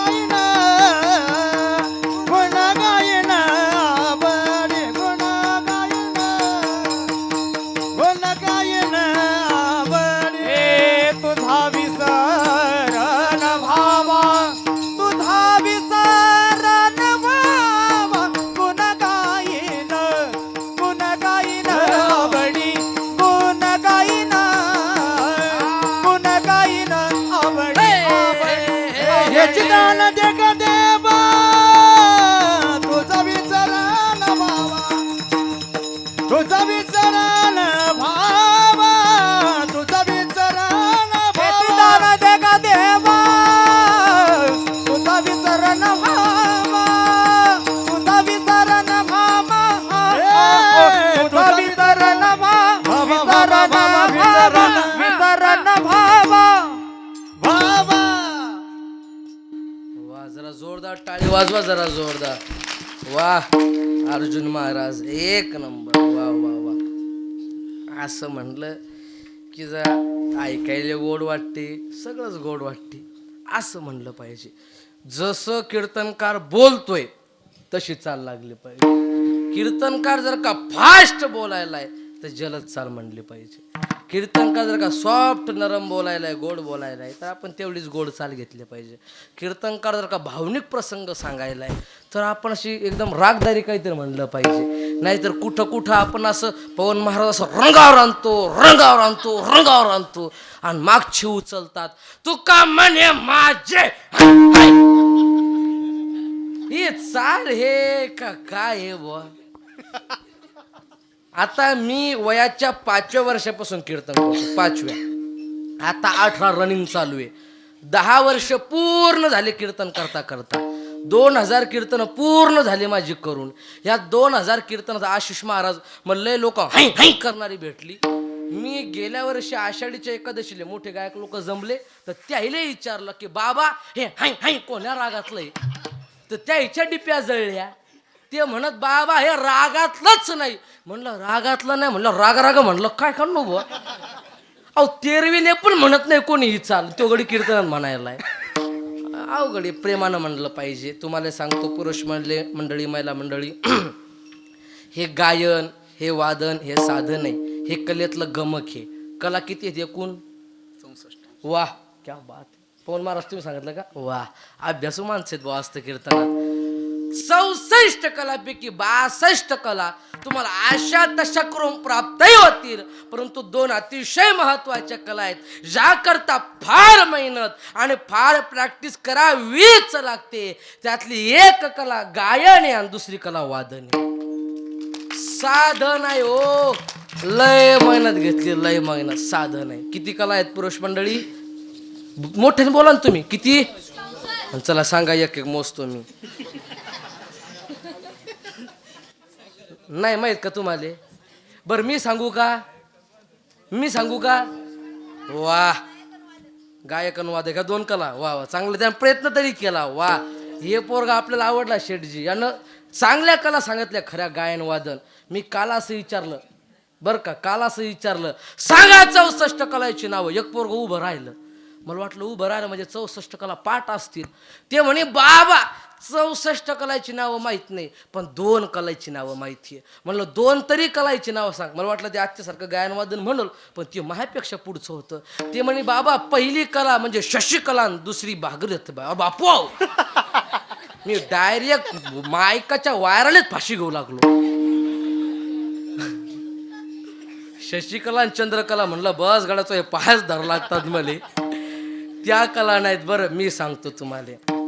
आशिष महाराज माझा तुमच्या डोळे बंद करून विश्वास आहे, त्यामुळे तुम्ही मोजा. मी तुम्हाला आकडा विचारणार आहे बरं का. मोजा तुम्ही नीट. ऐका 64 कला.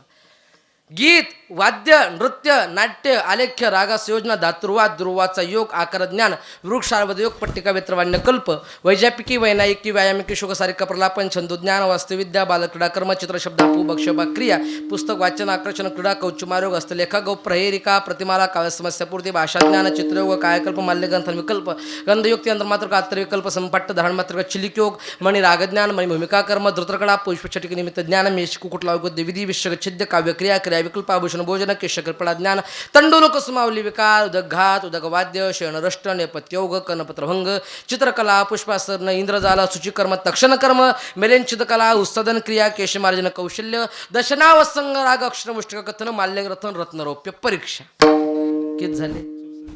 64. त्याला माहिती आहे. 65 काही सांगत नाही आणि 64च्या आत काही येत नाही, म्हणून द्या सांगून 64. पण तुम्ही पेन वही जरी घेऊन बसले तरी ॲक्युरेट 64च भरणार, कारण अभ्यासच मी परफेक्ट केलाय. इथं एक कला प्राप्त होण्याकरता आयुष्य जाते. माफी मागतो बरं का, तुम्ही ती एवढं गोड गायन करायले पण अजून नवीन नवीन राग नवीन नवीन चालू शोधताय. तुम्ही एवढं गोड वाजवायले अजून नवीन नवीन शोधताय, नवीन प्रॅक्टिस करताय. तुम्हाला सांगतो पुरुष मंडळी, हे वाजवणे साधन आहे. इथं एक बोल बसण्याकरता इंद्रायणीच्या घाटावरती इंद्रायणी माईच्या कुशीत तो बोल लगातार 4 ते 5 तास वाजवावा लागतो. तेव्हा 6व्या तासाला तो व्यवस्थित बसतो. एक बोल म्हणजे 6 घंट्याची मेहनत आणि एका कीर्तनात वादक शेकडो बोल वाजवतो म्हणजे हजारो घंट्याची मेहनत दाखवतो. त्यांच्याकरता जोरदार टाळी वाजवा. वादकानं किती अभ्यास केला हे वादकाच्या वाजवण्यावरून नाही, त्याच्या हातावरून बघायचं असतं. आणि गायकानं किती रागदारी, किती काय बसवलंय, किती प्रॅक्टिस केली हे त्यांच्या एका रागातूनच ओळखायला येतं. त्यांचं सुद्धा साधन आहे. मी गायन शिकायला होतो आता नाही, तर आमच्या गुरुजीनंच मला 6 धरा सांगितला होता. काळी एकचा 6 तर मला 2 दिवस धरा सांगितला होता. म्हणलं षडजा सालोक जाऊस तर म्हातारा होतो म्हणलं गड्याने. साधं नाही होते, एक राग बसण्याकरता लय मेहनत करावं लागते, लय प्रॅक्टिस करावं लागते. आणि कीर्तन म्हणजे तेवढंच अवघडी, सगळंच आलं पाहिजे जवळजवळ. मी कीर्तन करतोय मनानं गोष्टी मनानं प्रमाण तयार करू शकत नाही. इथं एक कला प्राप्त होण्याकरता आयुष्य जातं पण कला पारंगत होत नाही. पण या 64 कला चांगदेवानं 6 महिन्यात पारंगत केल्या. किती महिन्यात? 6. त्याची बुद्धी तेवढी असेल, परंतु 65वी ब्रह्मविद्या नावाची कला त्याला पारंगत नव्हती. ती ब्रह्मविद्या नावाची कला सांगण्याकरता आमच्या माऊलींनी चांगदेवाला 65 ओव्या लिहून पाठवल्या. तो ग्रंथ म्हणजे चांगदेव 65 म्हणजे चांगदेवापेक्षा आमचे माऊली श्रेष्ठ. विठ्ठल आपण अभंगाच्या पहिल्या चरणात प्रवेश केलाय. हे चिदान देगा देवा तुझा विसर न व्हावा. तुकोबाराय देवाला मागणी मागतात आणि काय मागतात तर देवा तुझा विसर मला झाला नाही पाहिजे. प्रत्येकाला विसर पडतो पण तुला काय दुखा लागलं का तुपलं नाही माझ्याकडे बघ. पण विसर मध्ये 2 गोष्टी आहेत. काही लोक जन्मजात विसर भोळे असतात आणि काही लोकांना 2 कप घेतल्यावर विसर पडतो. 2 कप कळतात का तुम्हाला? चहाची नाही म्हणत मी. जो मोले मदिरा पिऊन ठाय तेने मदिनाची गाय. देहवंत देह विसरून जाय वस्त्रहीन हे. दारूची कप महाराज ते व्यसन फार वाईट आहे. अवघड असतं ते व्यसन, अवघड आहे. आमचे वडील नेहमी मला सांगायचे, चांगले उत्तम कीर्तनकार होते पण मी उभा राहिलो त्यांनी मग ते स्टॉप घेतला. ते मला सांगायचे आमच्या गावात बाजार भरते. तुम्हाला माहिती, तुम्ही होते सप्त्याले? हो म्हणा ना मग. मग असं तुम्ही म्हणून न राहिले काही. आमच्या गावात जुन्या काळापासून बाजार भरतो, मोठा बाजार भरतो. त्या बाजारात खरेदी करण्याकरता बाजूच्या गावचा एक माणूस आला. घोड्याचा काळ होता बघा, घोड्याचा. त्या घोडा घेऊन आला. घोडं तुम्ही लगेच पळवायला लागले. घोडं थांबा, बांधा लागला तो घोडं, पळायला लागला अजून. घोडं वडाच्या मुळेले बांधलं. बाजार करायला गेला. बाजारचं हे भलं मोठं गाठोडं घेतलं, घोड्यावर ठेवलं आणि घोड्यावर बसूच लागला. तेवढ्यात त्याला 2 कपाची आठवण आली बुवा. आणि तो घोडी डायरेक्ट दुकानात घुसला आणि एवढी मोठी बॉटल घेतली. अर्जुन महाराज तिला काय म्हणतात? हा मला माहित नाही, सांगा ना. बोला मोठा थांबा ना. अर्जुन महाराज सांगतात. अर्जुन महाराज काय म्हणतात? खंबा. वारे वा, खंबा नाही हो, खंबा शब्द नाही त्याला दुसरा आहे. आशिष महाराज त्याला माहिती तरी नाही म्हणतात ते. आता काय तर शब्द काय महापाठ नाही, दुसरा काय शब्द आहे त्याला? खंबा वगैरे असं काय दुसरा शब्द आहे. तुम्ही घरी गेल्यावर विचार करा तुम्ही. तो त्यानं खंबा घेतला आणि एकटाच गड्यानं पुरा पेला बा, अख्खा पुरा. आता विचार करा, एवढी पिल्यावर रात्रभर सुधरत नाही माणसाले. आणि एवढी पिली म्हणल्यावर ते साधे महात्मे राहिले का? ती विदेही महात्मे झाली. ते घोडा जो आले पण सरळ नाही आले, असे डुलतच आले बा घोड्याजवळ. आणि घोड्यावर बसले पण सरके नाही बसले, उलटे बसले. जिकडं घोड्याची शेपूट तिकडे याचं तोंड आणि जिकडे याची शेपूट जिकडे याची पाठ तिकडं घोड्याचं तोंड. असा उलटा गडी बसला बुवा. आता घोडं इमानदार होतं म्हणून घोड्यानं त्याला घरलोक आणलं आणि दारी अंगणात नातू खेळू लागले त्याचे 2-4. नातून पाहिलं म्हणे, बाबो बुडं तर फुल पेलं का नो बुवा आज. त्यातला मोठा नातू म्हणते, बाबा अहो बाजारचं का तुला पडलं की काय? ते त्या शेपटीला हात लावत म्हणते, बाबू बाजारचं का तुला पडलं तर पडू दे, पण वाटत घोड्याचं तोंड पण पडलं, चाल पाहिले. आता मला सांगा, तोंड पडल्यावर घोडा चालल का हो? व्यसन लय वाईट आहे, लय हे दारू गांजा मत पियो यारो अक्कल गुम हो जाती है दारू गांजा मत पियो यारो अक्कल गुम हो जाती है पल पल्लव का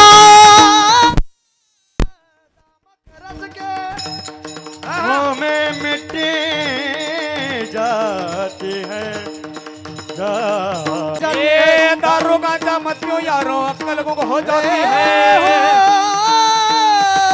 जाती है जाती है जाती है जाती है वा वा वा अर्जुन महाराजसाठी टाळी वाजली पाहिजे वा वा दारू गांजा मत पियो यारो त्यानं माणूस विसर भोळा होते पण संत व्यसन करत आणि दोन प्रकारचे लोक आहेत दुसरा प्रकार असा आहे मुळात विसर भोळा विसर भोळे लोक असतात तुमच्या गावात आहेत का विसर भोळे आमच्या गावात आहे. अगदी आमच्या घरापुढंच राहते तो बिचारा जरा साधा माणूस आहे जरा त्याला आठवत नाही त्याच्या घरी एकदा पाहुणे आले बुवा आणि चहा करायचा होता चहा करायला काय काय लागते मावशी साखर लागते अजून काय लागते पत्ती लागते अजून अहो, अगोदर भगुणं लागते हो चहात कसा बनवणार तुम्ही अगोदर भगुणं लागते चहा करायचा होता पण त्या बाईच्या घरी पत्ती नव्हती साखरही नव्हता बुवा म्हणून त्या बाई गुळ थांब ना भाऊ तुम्हाला हो दे ना गाड्या तू गुळाचा पर्याय सांगा लागलाय तुम्हाला हा पोटावर पाय द्यायला बसला गड्या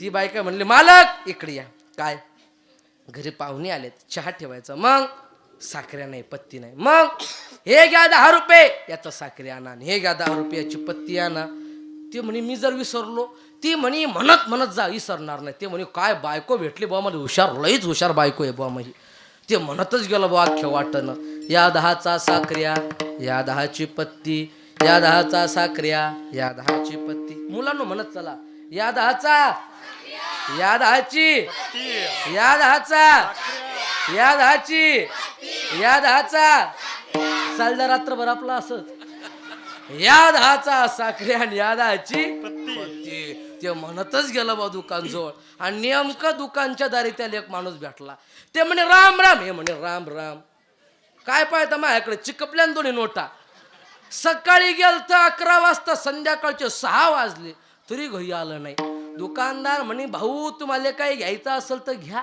मला दुकान बंद करायचंय ते म्हणे मला घ्यायचंय म्हणे काय म्हणे माझ्या बायकोनं मला 10चा साखऱ्या आणि 10ची पत्ती सांगितली पण मला हेच समजेना की कोण्या 10चा साखऱ्या आणि कोणच्या 10ची पत्ती सांगितली होती दुकानदार तईपासून जे कोमात गेला 4 महिने झाला उठला नाही अजून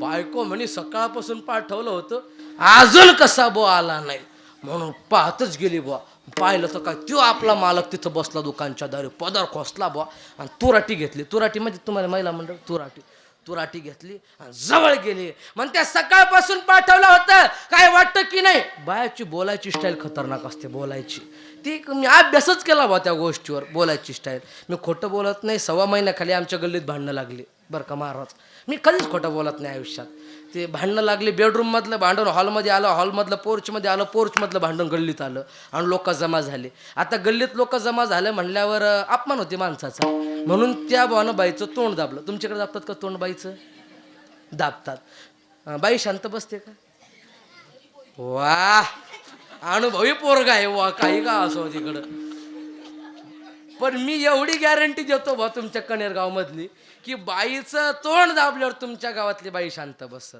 पण थांब ना बाबा तू रे माझ्या असं नको करू पण आमच्या गावातली आजी वात नाही बा ती बाई तोंड दाबलं तिनं मुख बसाव का नाही ती तोंड दाबल्यावर म्हणती तोंड का दाबतं नळट दाब नळ अशीच करे हो बापा ती बाई हातभर उड्या खाई ती ऐकेसला याच्या राग आला आणि गडी रागा म्हणते चल उचल पसारा निघ माझ्या घरून चल उचल आता मला सांगा उचल पसारा म्हणलं दीदी उचल पसारा म्हणलं आई जाते का घराच्या बाहेर वा वा छान त्याला माहिती आहे बुवा जात नाही पण त्या बाईनं मुकत बसाव का नाही ती लोकाई देखत म्हणती अशी कशी जाईन अंगाचं कातळ अशीच करे हो बापा ती बाई ऐकेच ना स्टाईल खतरनाक असते काय वाटतं की नाही सकाळी 11 वाजल्यापासून पाठवलं होतं संध्याकाळचे 6 वाजले 10चा साखऱ्या 10ची पत्ती सांगितली होती बिचारे पाहुणे वाट पाहून पळून गेले तुम्हाला काय वाटतं की नाही लवकर घरी यायचं त्याची बायको बोलायचं आणि हा गडी नुसतं टक्कच बायकोकडे पाहायचा असं तुम्ही माकडं पाहा लागलं कारण टकच सत्य पाहायचा. बाई म्हणे असं काय पाहता? हे म्हणे शपथ सांगतो काकू मी तुम्हाला कुठं जर पाहिल्यासारखं वाटते. ज्याला कळलं त्याला धन्यवाद, ज्याला नाही कळलं ते काल्याचा प्रसाद घेऊन घरी जावा उद्या सकाळी. हा गडी बायकोलेच काकू म्हणायचा एवढा खतरनाक होता. विसर भोळ्यातला प्रकार आहे. पण संत विसर भोळे ही नाही, संतांना नित्य आठव आहे. आणि आठव का आहे? कारण की भगवंताचं ते भजन करतायत. आणि म्हणून ह्या अभंगात म्हणतात तुझा विसर न व्हावा. विसर होत नाही माणसाला. एक लक्षात घ्या, संत दान मागतात, दान दिलं पाहिजे. जो कोणी मागायला येतो का याचक त्याला दान दिलं पाहिजे. पण दान कोणाकडे मागावं याची सुद्धा एक पात्रता सांगितलेली. ऐका, बात कहना उसी से जो ना कहे किसी से. अरे बात कहना उसी से जो ना कहे किसी से, और दान मांगना उसी से जो दे दे खुशी से. जो दे दे खुशी से, देण्यात आनंद पाहिजे आणि म्हणून दिलं पाहिजे. आणि या अभंगात तुकोबाराय देवाला मागतात, पांडुरंगाला मागतात. हे कशाहून? अभंगात पांडुरंगा संबंधी कुठलाच शब्द नाही. अभंग उलटा वाचा, सरळ वाचा, आडवा वाचा, कसा वाचा, अभंगात तो शब्द आपल्याला सापडत नाही. पण मागतात का हे कळल. कारण की देणाऱ्याजवळ तीन गोष्टी पाहिजे: उदारता, स्वातंत्र्य, श्रीमंत. या तिन्हीतली एकही गोष्ट जर का नसल तर तो माणूस दान देऊ शकत नाही. आमच्या देवाजवळ उदारता आहे. किती उदारता आमच्या देवाजवळ आहे. वाटीभर दूध मागणारा कोण होता? उपमन्यू. त्याला दुधाचा समुद्र दिला. अढळपती बाळ बैसविला धुरू, शिराचा सागर उपमन्या. त्याला शिराचा समुद्र दिला. देव उदार आहे. देवाजवळ स्वातंत्र्य आहे का? देव काहीही करू शकतो. देवाजवळ स्वातंत्र्य आहे. आणि देव श्रीमंत आहे का? अरे किती श्रीमंत! जगाला श्रीमंत करणारी लक्ष्मी. पाय लक्ष्मीचे हाती, लक्ष्मीचे हाती,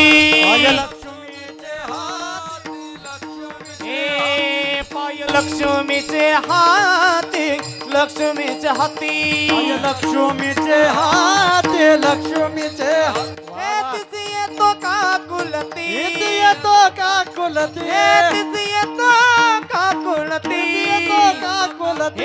वेगी आनावा तो हारी, आनावा तो हरी. वेगी आनावा तो हारी, आनावा तो हरी. वेगी आनावा तो हरे, आनावा तो हरे, वेगी आनावा तो हरे, आनावा तो हरे, आनावा तो हरी.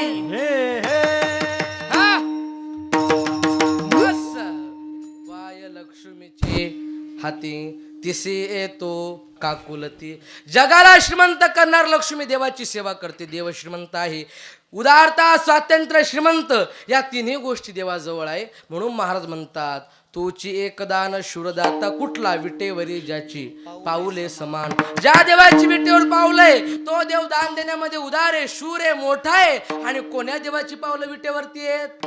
पांडुरंगाची. म्हणजे प्रत्यक्ष नाही पण अप्रत्यक्ष स्वरूपानं पांडुरंगाला केलेली विनंती आहे. देवा बाकी काही नको, फक्त एक दान द्या, तुझा विसर न भावा. पण तुकोबाराय माझा विसर होऊ नये याकरता तुम्ही काय करणार? गुण गायन आवडी, गुण गायन आवडी, गुण गायन आवडी, गुण गायन आवडी, गुण गायन आवडी, गुण गायन आवडी, गुण गायन गुण गायन आवडी. हेची माझी सर्व जोडी. गुण गायन आवडी, हेची माझी सर्व जोडी. गुण गायन आवडी, गुण गायन आवडी, गुण गायन आवडी, गुण गायन आवडी. वा वा वा, पवन महाराजसाठी जोरदार जोरदार जोरदार टाळी वाजवाय. वा. गुण गायन आवडी हेची माझी सर्व जोडी. देवाचं आवडीनं आपण भजन केलं पाहिजे, पण त्याकरता आपल्या अंतःकरणामध्ये आवड असली पाहिजे. आपला टाइम लगभग संपत आला, संपला असं नाही. आता मी म्हणणं सोडून दिलं. काय करा हातवारी आता वार सुन नका करू तुम्ही. मग ऐका ना, तुम्ही सापाच्या खेळावणीत लावलं राव. बजावट आली गेलं की बजावट आली नाही. ऐकून घ्या कसं असते. प्रेमाने घ्यायचं असते. कीर्तन होस्तोवर बसतात. कीर्तन झाल्यावर पाया पडतात. पाया पडताना 10 रुपये, 20 रुपये, 50 रुपये, 100 रुपये हे महत्वाचं आहे बरं का सगळं कीर्तनात माझ्यासाठी. ते देऊन पाया पडतात. तुमच्या कनेरगावमध्ये आहे का महिला मंडळ पद्धत कीर्तनकाराच्या पाया पडताना 50, 100, 10, 20 रुपये देऊन पाया पडायचे? नाही. करा सुरू, चांगली पद्धत आहे.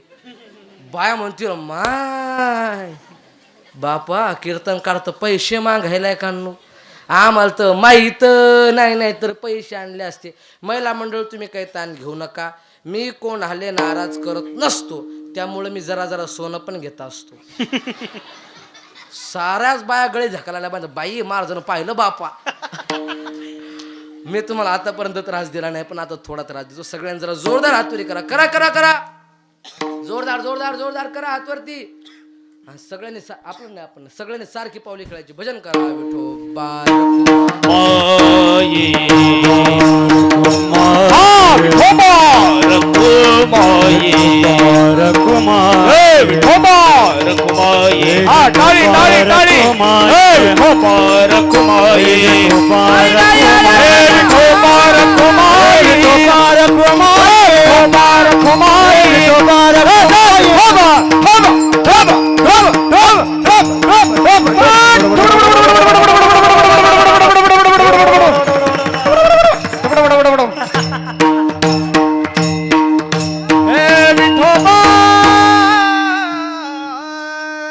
घ्या.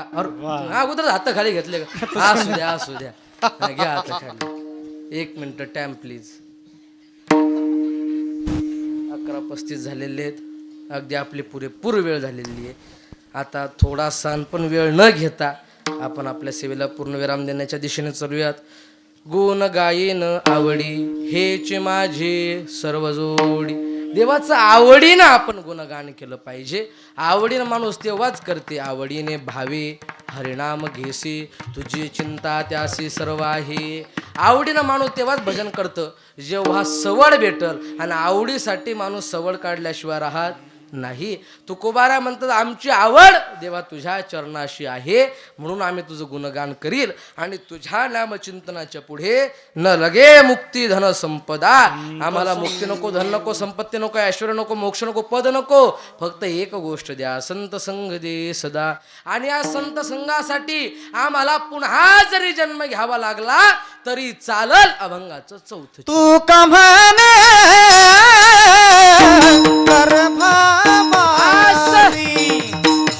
तू कमाने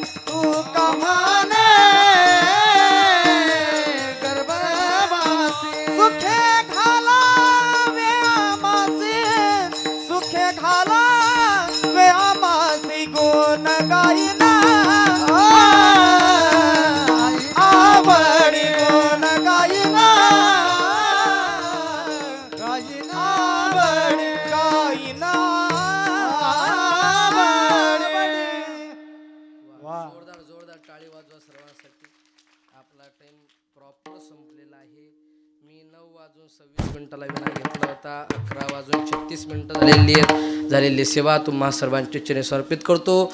बोलण्याच्या ओघात एखादा वेडाबाकुडा शब्द गेला तुमचं लेकरू म्हणून माफ करा.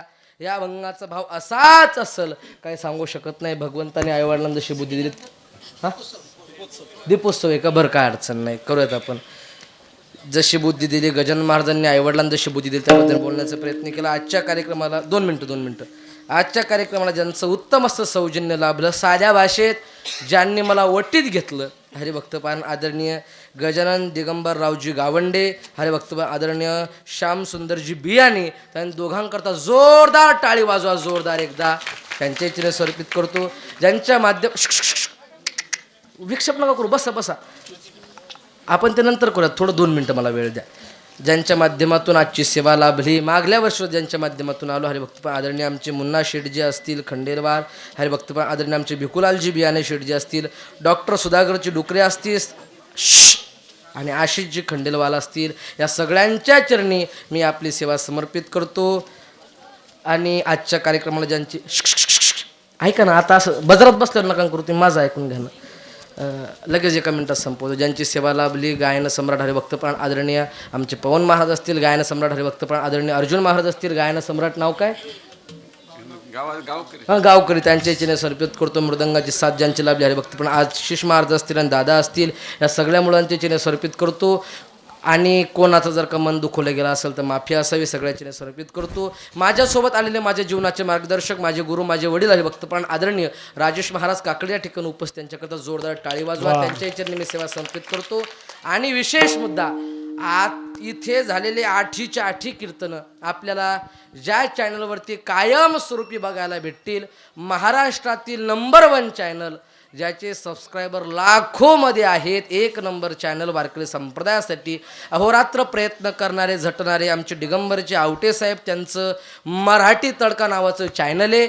घरी गेल्यानंतर मराठी तडका या चॅनलला लाईक करा, सबस्क्राईब करा, शेअर करा आणि हो, घंटी दाबायला विसरू नका, बरोबर? हां, त्यांच्या चॅनल समर्पित करतो. आणि यूट्यूबला जर का तुम्ही सोहम महाराज काकडे असं नाव टाकलं तर माझी संपूर्ण कीर्तनं तुम्हाला बघायला भेटतील. इन्स्टाला सुद्धा माझं चॅनल आहे सोहम महाराज काकडे म्हणून, त्या चॅनलला सगळ्यांनी सबस्क्राईब करा, लाईक करा, ही सगळ्यांनी विनंती. कोणीसुद्धा जागून उठायचं नाही. ह्याचे दान देगा देवा जा विसरण बाबा, गुण गाई ना वडी, ह्याचे माझे सर्व जोडी न लगे मुक्तीधन संपदा, संत संग देई सदा, तुका म्हणे गर्भवासी सुखे घालावे आम्हासी, कोणीसुद्धा उठायचं नाही. भजन करा. ज्ञानेश्वर ज्ञानराज माऊली तुकाराम माऊली ज्ञानेश्वर माऊली ज्ञानराज माऊली तुकाराम ज्ञानेश्वर माऊली. विठ्ठल जय जय विठ्ठल, हरी विठ्ठल जय जय विठ्ठल. आय बोलिलेले कुरे वेडे वाकुडे उत्तरे, राक्षमा परद महाराज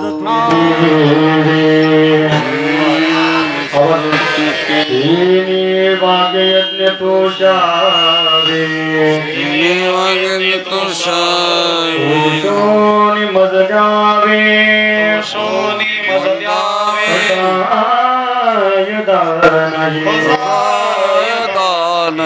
कांची व्यंकटी सांडो, जे कांची व्यंकटी सांडो, सत्कर्मी रती वाडो, होता परस्परे जडो, मित्र जीवांचे दुरितांचे तिमिर जाव, विश्वस्वधर्म सूर्य जो जीवांची तो तेला हो,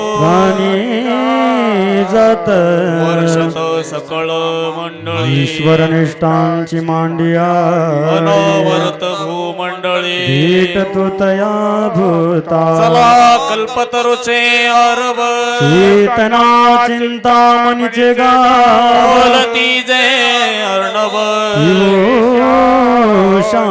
चंद्रमेजे अलांछन, मार्तंड जेता पयेन, ते सर्वाही सदा सजन, सोयी रे होतो किंबहुना सर्व सुखी, पूर्ण भूमनी तिन्ही लोके, दे पुरखे अखंडित आणि ग्रंथोपजीविये, विशेष लोकी दृष्टा दृष्ट विजय हे तमने श्री विश्वेश्वरा, होईल दान पसावो, वर ज्ञान देवा सुखिया झाला, वर ज्ञान